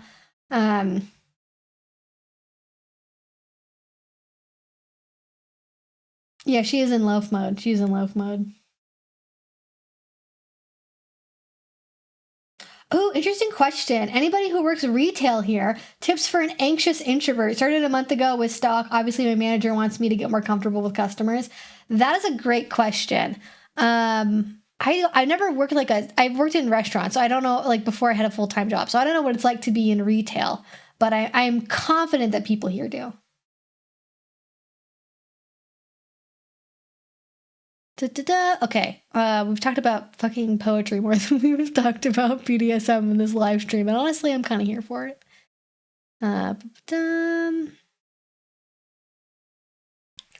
I need to quit my Reddit addiction. It's such a cesspool in every way. Fake stories, echo chamber, repost, bots. Yeah, I mean, I guess it depends on like what communities you're engaging in. But this is what I do. If I'm ever trying to like kick a social media habit, I log out of it on my computer. I log out of it on my web browser on my phone if I'm logged into it that way. And then I just like log out of the app. I don't even necessarily delete the app. I just put up enough barriers to where it's a huge pain in the ass because they have two-factor authentication turned on. And if I have to turn on two-factor authentication to log back in to look at a post, I'm probably not going to do it. So I have it there in case I need it for like, for example, like today we're referencing this Bestofredditor updates thing. So like I need to have that. So I'm going to have to go to Reddit and find those things and like clip everything to be able to put it in a video. But otherwise, like unless I need to be on something for a work reason, which unfortunately for Twitter, I get a lot of content from that website. But otherwise, I find that to be the best way to like not engage with things. And all it takes is like 2 or 3 days, and suddenly you're like, why the fuck was I on the app so goddamn much? Like, did I actually get anything out of this? And like, honestly, sometimes you end up moving to just a different app instead, but it can help you break the habit, yeah. Have you considered having an emotional support theater kit for your job? Have you considered having a buddy to work with you when you're around customers? If you can't quote or compose poetry on the spot when you're doming someone, what are you even doing?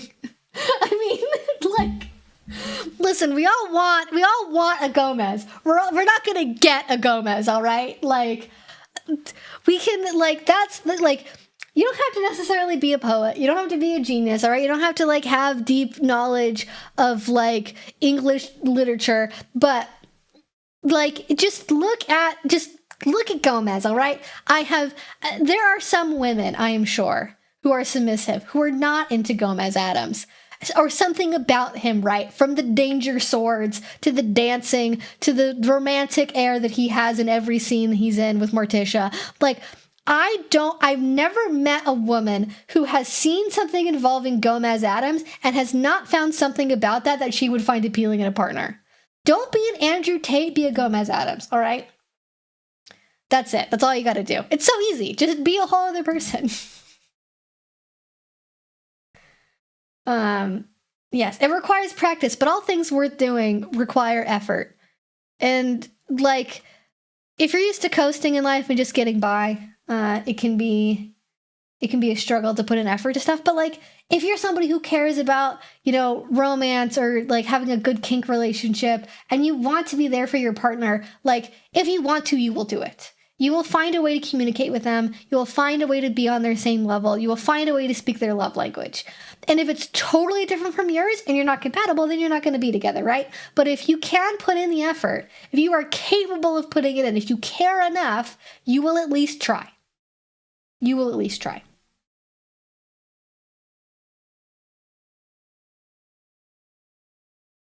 I honestly, you know what, Lexi? I do picture Aaron reading you a limerick during a scene. I gotta be honest. Not all poetry has to be super ushy-gushy, like, you know, gothic romantic poetry, all right? It could also be a limerick. That would also count. That would also meet the criteria. It's the passion, yes, the passion. The lost art of passion, truly. We don't teach people how to yearn anymore. That's the problem with social media. Yearning is dead.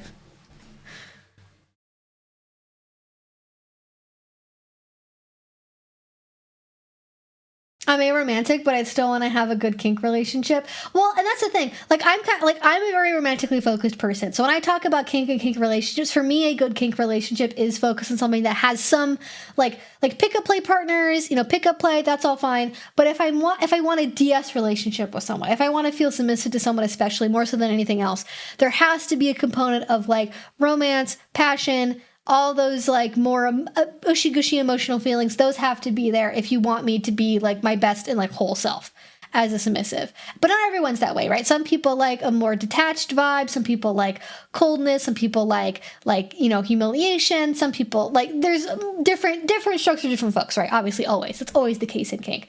But I think even if that's not the direction you want to go, you don't want to be super emotional, I still think that there is something to be said that you can learn from people that are not necessarily like super romantically into their partners, but are dedicated to the partnership. Because I don't think that you have to be like romantic, gushy, you know, physically, sexually passionate to be dedicated to your partnership.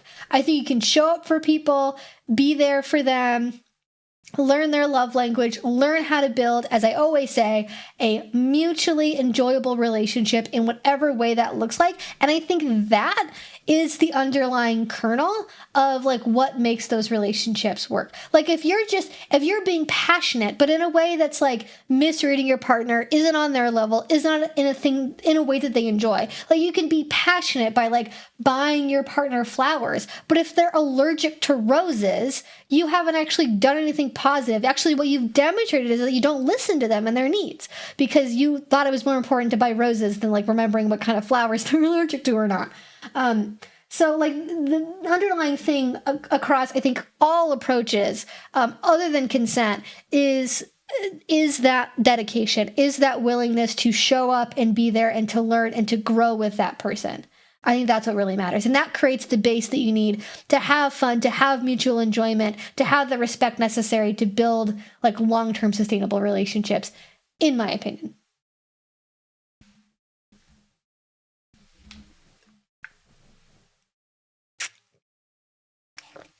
All right. Next question. Oh, goodness. Okay.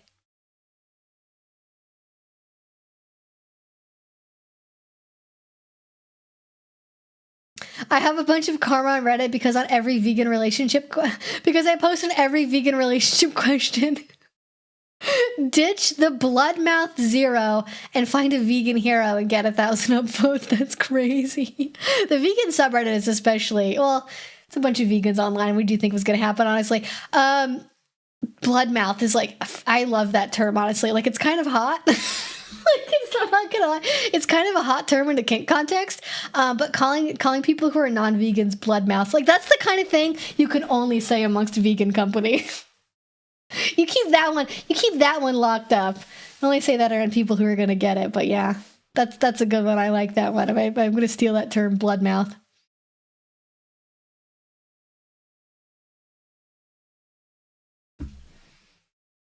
What are you doing, puppy? What are you doing? You're so desperate for attention tonight. Look at the beaky on. I had to go run errands today, so I think she's like wound up because I was out of the house for a couple hours. You just stumbled on here? That's crazy. Well, welcome. No. I do have a lot of moots, especially on Twitter. I got some moots that are pretty good. Speak well to my reputation, possibly.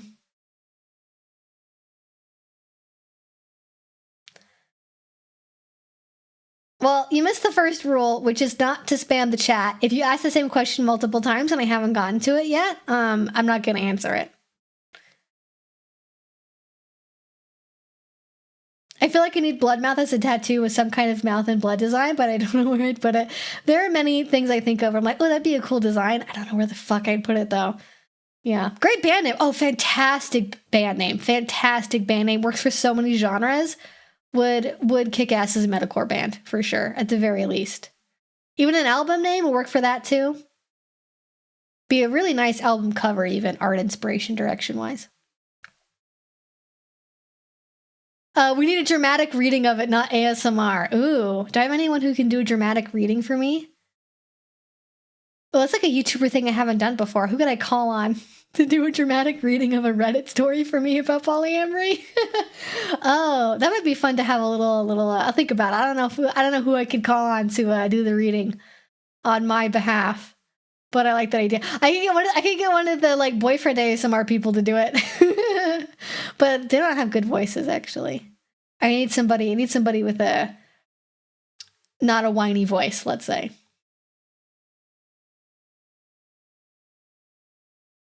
Already taken, damn it. Well, it was a good one, wasn't it? Somebody was going to take that eventually.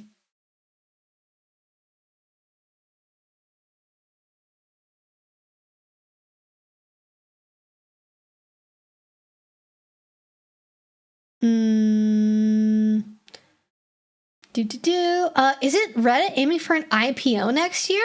They are. Did they get bought by somebody? I didn't know about that. If that happens, it's going to ruin the website. RIP. Last relatively ad-free, but still has ads in it platform. Oh my god.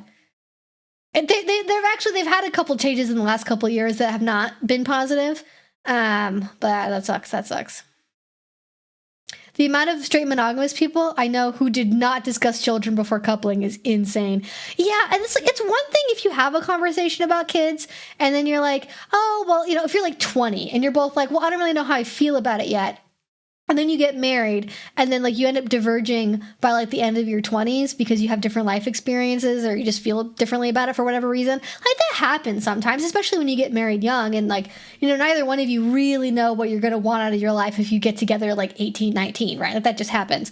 But if you're like 27, even like 25 plus, if you're like 27 to like 32 and you've not figured out how you feel about kids yet and you're not talking to your like potential life partner about that, which is like, okay, if you're just like short-term relationship, you don't want to get married, you're just kind of fooling around, whatever, okay, you don't have to have the conversation obviously. But if you're both on the path of like cohabitation, marriage, lifelong relationship, don't assume that you know how the other person feels about kids. Don't ever assume that. Doesn't matter, monogamous, polyamorous, kinky, vanilla, straight, gay, doesn't matter. Any type of relationship, at least have that conversation.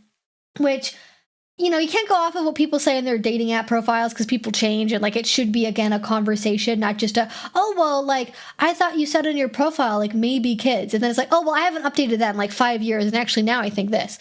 And yeah, you need to have that conversation like pretty soon. Given in the polyamorous world, at least in my experience, opinions tend to be anti-kids sounds wrong because they're not anti-natalist, but the people who want to have kids have already had kids because they got married a lot younger and then they got into polyamory later. Pretty much everyone else that's left does not want to have kids and does not want to get married. Actually, I do know somebody who is trying to, or at least at some point, I don't know if they're still doing this. I do know of someone that had gotten a vasectomy in their 20s and then now is trying to reverse it because now them and their life partner have decided they want to have kids.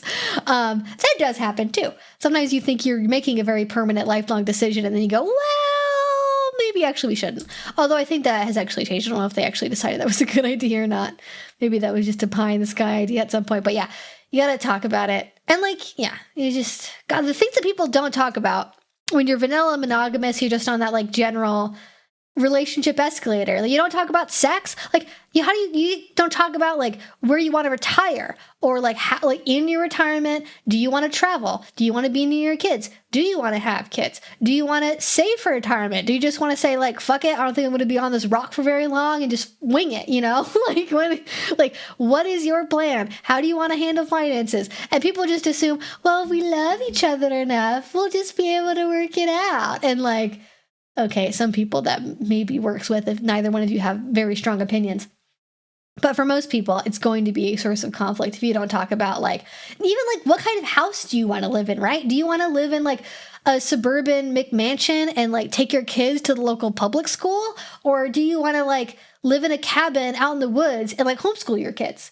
Like, how many kids do you want to have? Like, how much do you want to space them out? Like, if you can't have kids naturally, do you want to try IVF? Do you want to try fertility treatments? Do you want to adopt? Do you want to use a surrogate? Like, there's so many things that people like don't even think about that like should be in that conversation, but people are like scared of it because they'd rather be in a relationship they're not compatible in than not be in a relationship at all. And that's a really shitty place to be if you have expectations of something lifelong. Yeah. Mm-hmm. Reach for water. Who was it? Water? Oh no, I'm sorry, Kopish. Oh, I'm sorry. It was the water of life. Yeah. Yeah, Sonji.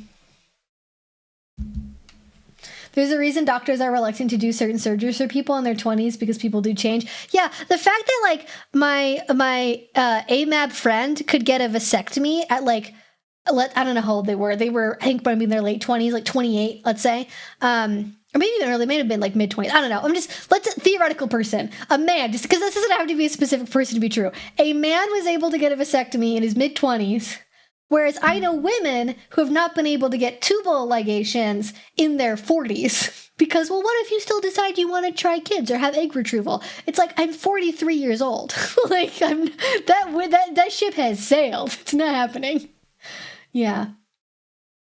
Yeah, the kids question, this is not to say that it's an easy conversation to know definitively if you want to have kids or not, but like, if one person is like a hell yes, I want to have kids in 2 years, and the other person is an maybe, I don't know, let me think about it some more, like, that still needs to be a conversation, because if you don't know, and they're totally sure, or totally not sure, like, maybe that by itself helps you make the decision, like, if you feel a sense of regret that like, ooh, if we go their way, then I'm not going to get what I want, that kind of maybe helps you answer your question of like how on the fence you are. But I don't know, the kids are complicated. And like, I think like the way that I have thought about it before is like, it's not about like, I don't believe in having kids for the sake of having children. I'm very much a person that's like, it's about finding the right person to have kids with. Like, I don't like the idea of kids in the abstract. It's just like, ooh, that's a thing I want to do with my life. It's about finding like people or persons like where that would be a good idea because we're so compatible and we have like similar life goals and enough to like make that kind of thing work, rather than just like I need to find somebody to have kids with and then the details will work themselves out later. Like, I feel like that's not a good plan.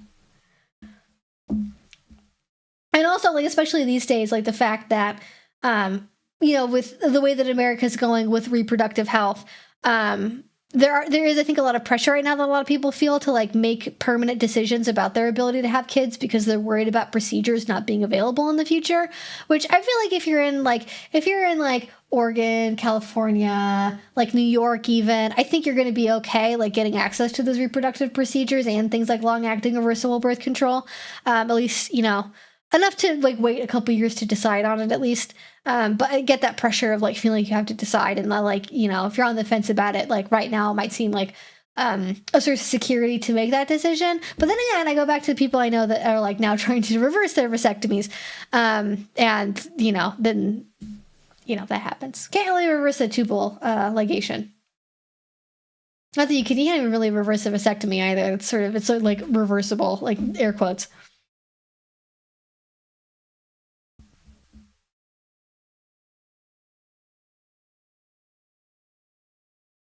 If my late partner and I had kids, it would be a disaster. Like the kids would be writing books when they grew up. Whew, yeah. I mean, sometimes you look at a person, you're like, thank God I didn't have kids with them. Like, You're just like, what the fuck was I doing there? What was going on? And oftentimes the answer is nothing good.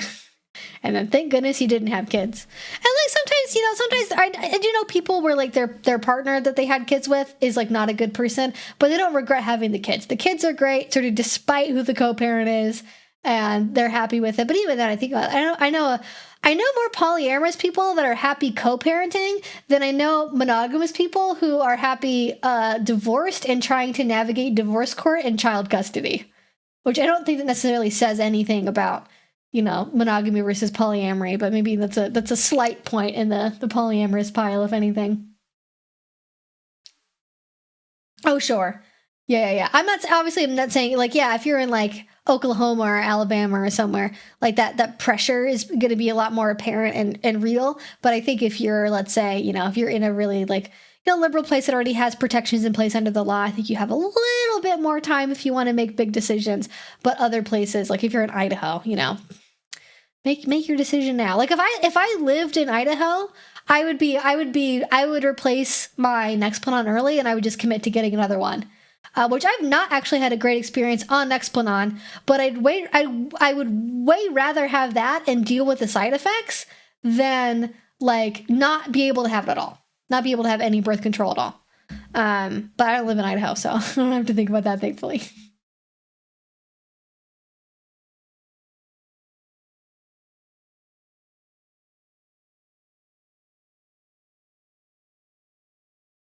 Oh my god, okay, it's 15 minutes left. Holy shit. Y'all got me on a roll today. We were just ranting and rambling. Okay, so 15 minutes left. Ask your question now or forever hold your peace. All right, I will try to get to as many questions as I can here in the last 15 minutes, but we talked about big issues today. We had I feel like this was a very passionate stream today. A lot of big topics. A lot of big topics for sure. Yeah, I'm child-free and it's really important to me, so I brought it up in the first week of dating my partner. Yeah, I mean, that's brave, but I think that shows, if you're able to do that, if you can lay out, like, these are my life priorities, and take that vulnerable leap with a partner, whether it be like kids, marriage, I want to move to Europe, the next 5 years, I want to retire early and I want to really like, if there's something that's really big that will change the course of your life if you do or don't do it or do or don't have it, like, that's really important to bring up. Because like some people are going to be like, I do want kids, or I think I want kids. That's not going to work for me. And then like, great, you didn't waste time. I think that's how people should think about it. It's not like, oh, I'm going to blow up this relationship that's really good. If it's so important to you that you cannot imagine your life with it or without it, then you need to pick people that have the same view as you on that.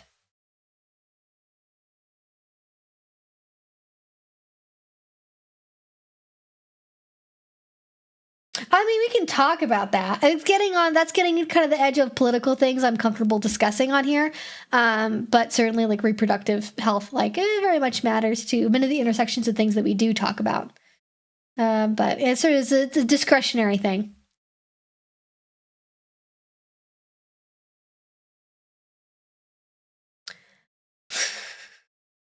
Yes, we've gone full communist, exactly. Yeah, communist in the sense that I believe that people should have access to healthcare. Yeah, call me a communist. I think that people should be nice and have healthcare. Yeah, exactly. Oh God, what a time to be alive. How should I tell people I date that I want an open relationship? Ideally, if you're meeting people through a dating app, you would just have it in your dating profile. I feel like that's the easiest way. Let people self-select out of, like, you if they want monogamy. Like, you can, on OkCupid, on Field, on Hinge, I think a couple of the other ones, you can say that you want an open relationship or, like, open to non-monogamy or something, right? You can just put that in there, and you can put it in your dating profile. I'm looking to try having an open relationship. Ask me about what that means. Done. Easy. You don't even have to have the conversation. It's in there for you. Although there are people who are monogamous that will match with you if you do that, and then they will still be surprised when they say that, when they find out that you are non-monogamous, and they'll be shocked and horrified. So talk about it up front. it's not even necessarily so much of a how. If you want to date someone, and we've had conversations on the stream before where people have brought up that, like, well, what if you live in a really small town? And what if everyone knows you? And what if you don't want to be outed as having an open relationship? And, like, you know, maybe you don't want to talk about it until you've been on a couple dates for, like, your own safety. And I gotta be honest, if you're in that small of a town and you're that worried about being outed, maybe you shouldn't date people in the town where you live. Maybe you should date in, like, the big city close by or something.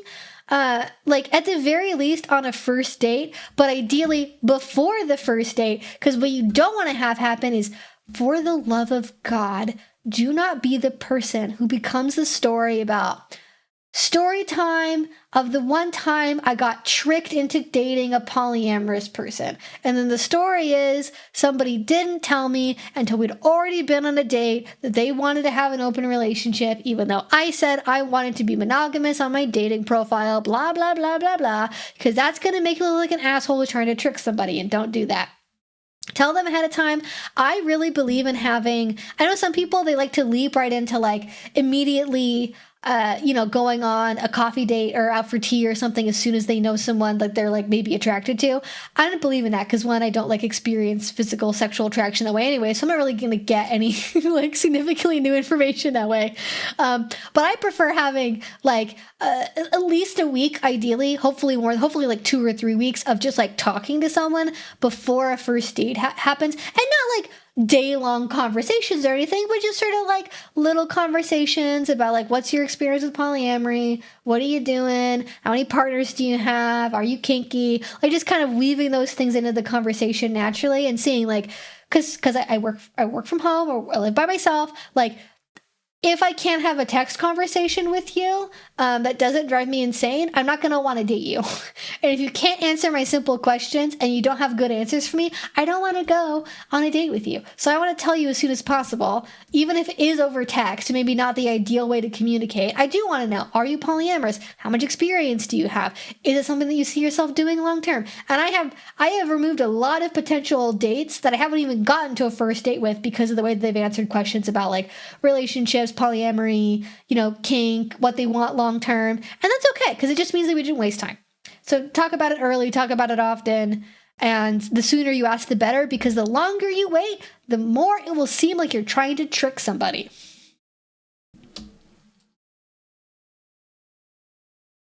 Oh, that's weird. I don't know why. There might just be a delay on the chat. I'm not sure. Yeah, the average, like, around, like, the 30s or something, or around the 1940s, like, the average first age of marriage in, like, the mid 20th century was, like, in the 20s. And the average, like, people were having kids until they're, like, mid 30s and even 40s. Not uncommon at all. Hi, Bobby. What are you doing? You know it's time to be at the end of the stream, huh? You know it's almost time for the stream to be over, yes. She's, like, so, I love that dog so much. She's my everything. Also, you have to like dogs. That's a big one. You have to like dogs. You have to like my dog specifically. If you make a joke about tiny, small dogs, being annoying or puntable or whatever, we're not going to be friends. We can't hang out. Did you just burp, little dog? I think she just burped. I don't know. I don't know what. Like, oh my God, just. She's ready. She's like, Mama, are we done? 8 minutes left.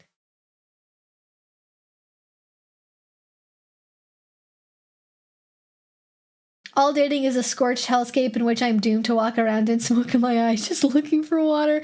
I'm sorry, Nathan, that sucks. God, I stopped. I have periods where I'm on and off the apps, and God, even for me, and I should be one of the types of people that has it relatively easy on dating apps. I'm a woman, I'm young, I'm open to seeing the most kinds of people on dating apps. I think it's physically possible. And even then, it's just 95% of people are no's out of the gate. And then the 4% you end up talking to, they end up saying or doing something that's a no even before you go on a date. And God. But I'm intentionally very picky. And I think that's okay. But God, yeah. It's a nightmare out there. It is a nightmare out there.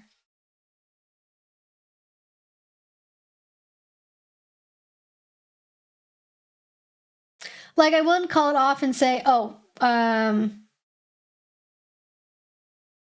at this point where I'd like to go speed dating for the entertainment value. Yeah, I think speed dating could be just a different... I don't know, speed dating I've seen be very popular. And I don't know how successful it is at actually converting into dates and relationships, but at the very least, people seem to have fun doing it. I don't know. Never been. Seems like, as an introvert, it seems like a nightmare, honestly. When maybe other people like it. I do it. No, I try it. I don't want to be a total wet blanket. I try it, but I can kind of tell it's probably not my thing. Unless it was also kinky, and then it'd be okay. If I have to be around a bunch of vanilla polyamorous people and then try to do a speed dating event where they all slowly discover that I'm not interested in fucking them on the first date, I give myself a lobotomy again. It's lobotomy time. I haven't said it often enough. It's time for the ice pick lobotomy again. Just open it, just right up there, you know? Yep, exactly. They're amazing, the number of people who trip over that hurdle. Although, to be fair, a big part of the reason that 95% are a no is because the vast majority of people are too sexual in their dating profiles for me to be interested.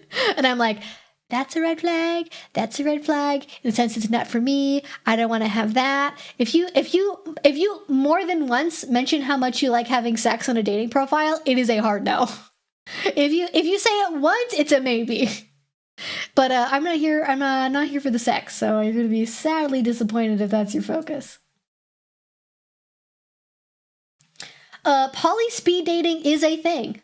I don't know if it's everywhere, but I've seen a bunch of it. Yeah. And kinky speed dating, I've also seen quite a bit of as well.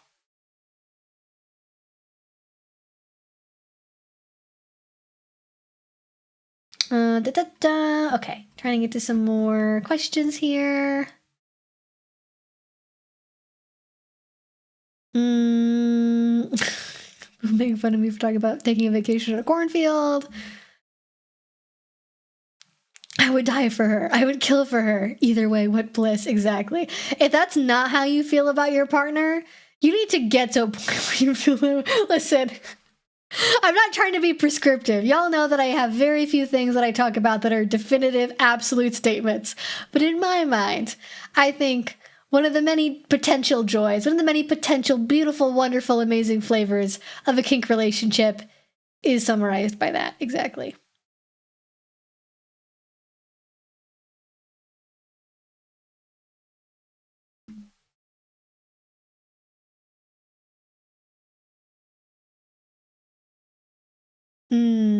That's the thrill. I'm not a classic introvert, but doing speed dating would be like a roller coaster for me. I see. It's the thrill and the challenge of your cortisol levels rapidly going up and down. I too like to challenge my cortisol levels.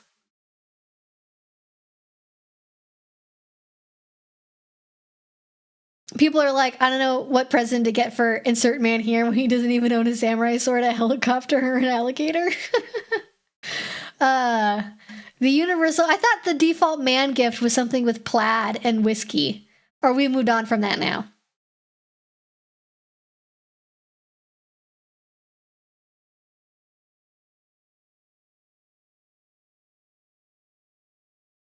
Some of the recent anti-art bowl I've heard is that Shakespeare is actually good. It's just that England conquered the world.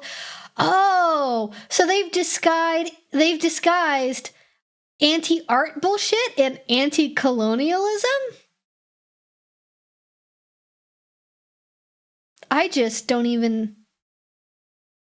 How do you read Hamlet? How do you read all of Hamlet and understand the amount of work that went into crafting that story, the background historical details of it, the level of skill required to perform that as a piece of work, and also the volume of work that Shakespeare produced? How do you look at all of that? And also the fact that he has had lasting influence on us linguistically, the fact that we have phrases in our current world that we use from Shakespeare, like being in a pickle, right? That's Shakespeare. Like, yes, England bad because colonialism. We agree to this. It does not make Shakespeare better than, like, you know, a poet in Japan, or you know, the performance art of Africa or something. It doesn't make it superior over anything else because of where it's from, but it also doesn't mean that it's not good. Like, just say Shakespeare confuses me and I don't like it. That's fine. Especially if you're reading like one of his histories or something. Okay, fine. But like, I feel like Hamlet's the ballpark. Hamlet is the benchmark. If you don't like Hamlet, if you can't understand that Hamlet is good, even if you don't like it, I don't know what to say to you, honestly. I don't know what to say. I don't know. Perhaps they didn't read Hamlet in the original Klingon. Exactly. Oh, God. Exactly. I can go for a helicopter. What, do you have a landing pad for it?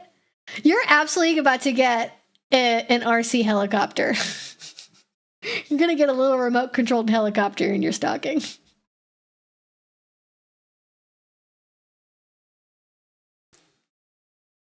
The helicopter scene was the only part of 50 Shades of Grey that I thought was even slightly romantic or sweet, which is crazy because the helicopter ride is the part where he takes her to his lair to be isolated. But yes, I think that there is something like but they also ask themselves the question in every subsequent book of like, what form of transportation have we not romanticized yet? Like, they did helicopters, they did a car, they didn't do a train, they did an airplane, they did a plane thing. Like a glider situation. They didn't do a motorcycle. Did they do a motorcycle? They might not have. Missed opportunity. Maybe for the best, honestly. They imagine motorcycles being tainted by 50 Shades of Grey. I think the motorcycle guys would have had a riot, honestly.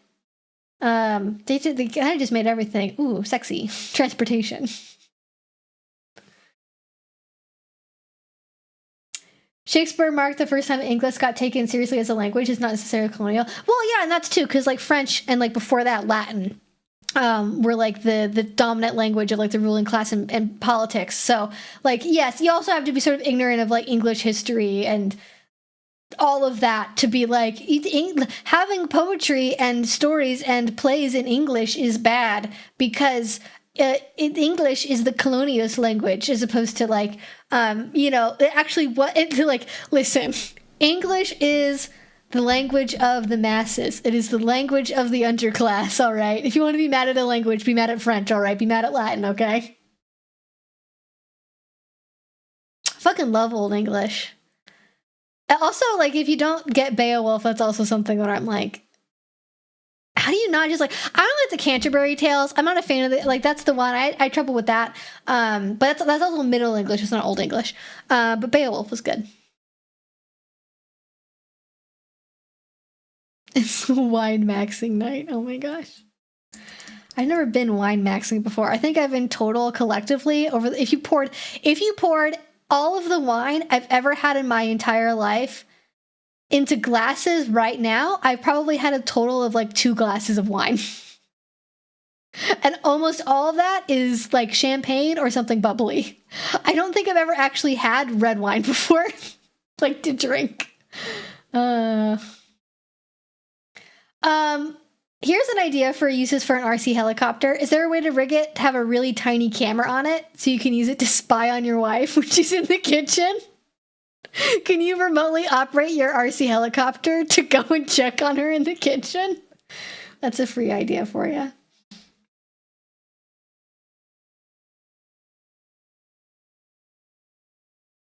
Have you seen The Nugget Couch? Y'all are just fucking making things up so I Google it, aren't you? The Nugget Couch.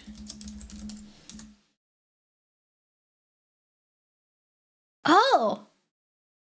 Why does this look like gym equipment? What is this? I guess it is kind of.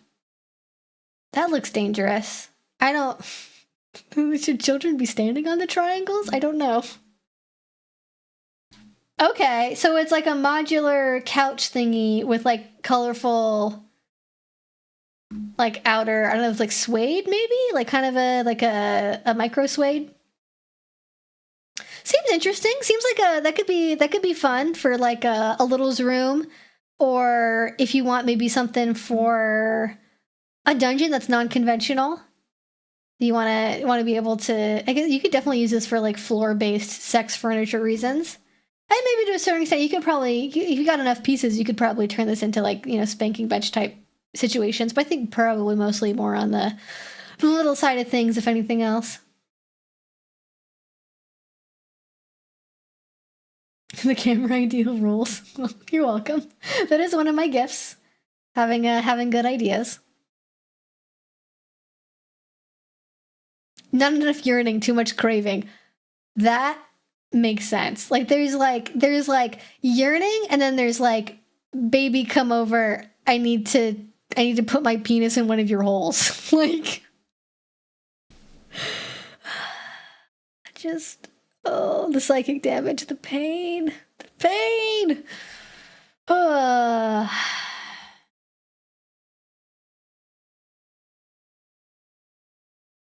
I haven't been to a poetry slam since college, and even then it was like slam poetry plus stand-up plus acoustic guitar, so the cringe was evenly distributed amongst multiple things. But I think anytime you see people being earnest about a form of art that involves that level of emotional expression, I think it's natural to have a cringe response, but also cringe doesn't mean bad. So it's okay. I think if I could kill one idea, maybe this wouldn't be first on the list of all ideas possible, but one of the ideas I would kill if I could do multiple is I would kill the idea that cringe means bad. Would you kill the idea that cringe means bad? Would you allow people to radically express their authentic selves, even if it's maybe not conforming to societal standards? Yes, because you love everybody. Some people are very unsexy about sex. Yeah, I know. It's like, God, wait, it made me feel like a fucking Christmas ham. I'm not like, if you talk about wanting to have sex with me in a way that makes me feel like I'm a delivery Christmas ham, I am not going to want to do anything with you. It's not that hard, honestly. It is weird that, hey, I need to use one of your holes almost seems classy compared to the weirdness out there. And listen, as always, there is a context in which for some people that is sexy. If you like being objectified, if your kink is I enjoy being made to feel like an object who only exists to be fucked, maybe that is extremely hot to you. But if you haven't negotiated anything and that's not consensual and they're just saying it because like that's how they think about you as a person, pause for a moment. Pause to reflect.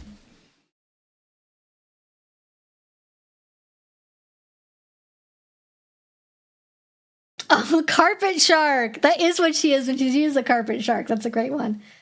We had a whole poetry slam scene that started in a coffee shop and then moved to a bar when it got late. It was wild. Yeah, we had something kind of similar. It was in well, I won't say, but yeah, it was when I was in college. It was a similar vibe to that.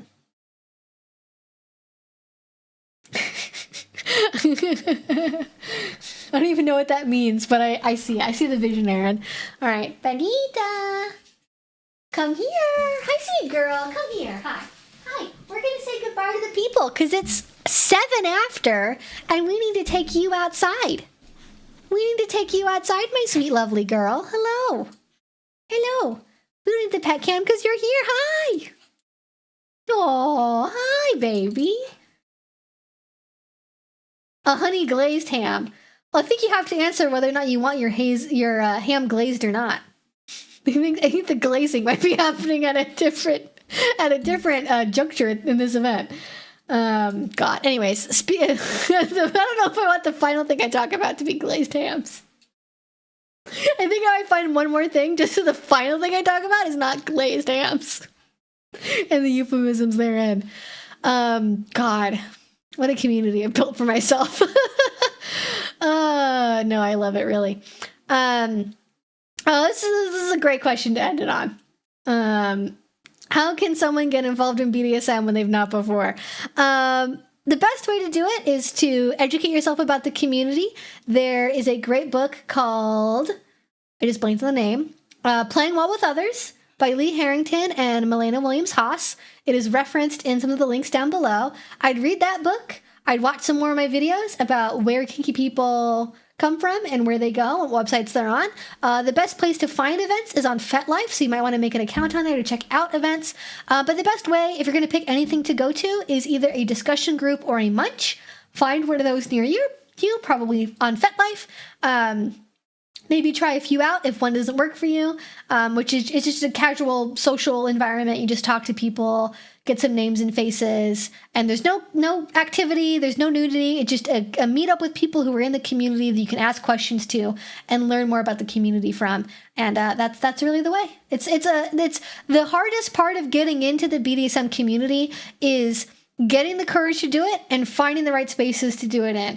Actually, being at the events is not the hard part, I think, for the most part. Yeah, Lee Harrington is fantastic. Very, very good person. Very, just great work, great insight, truly a sage for the ages.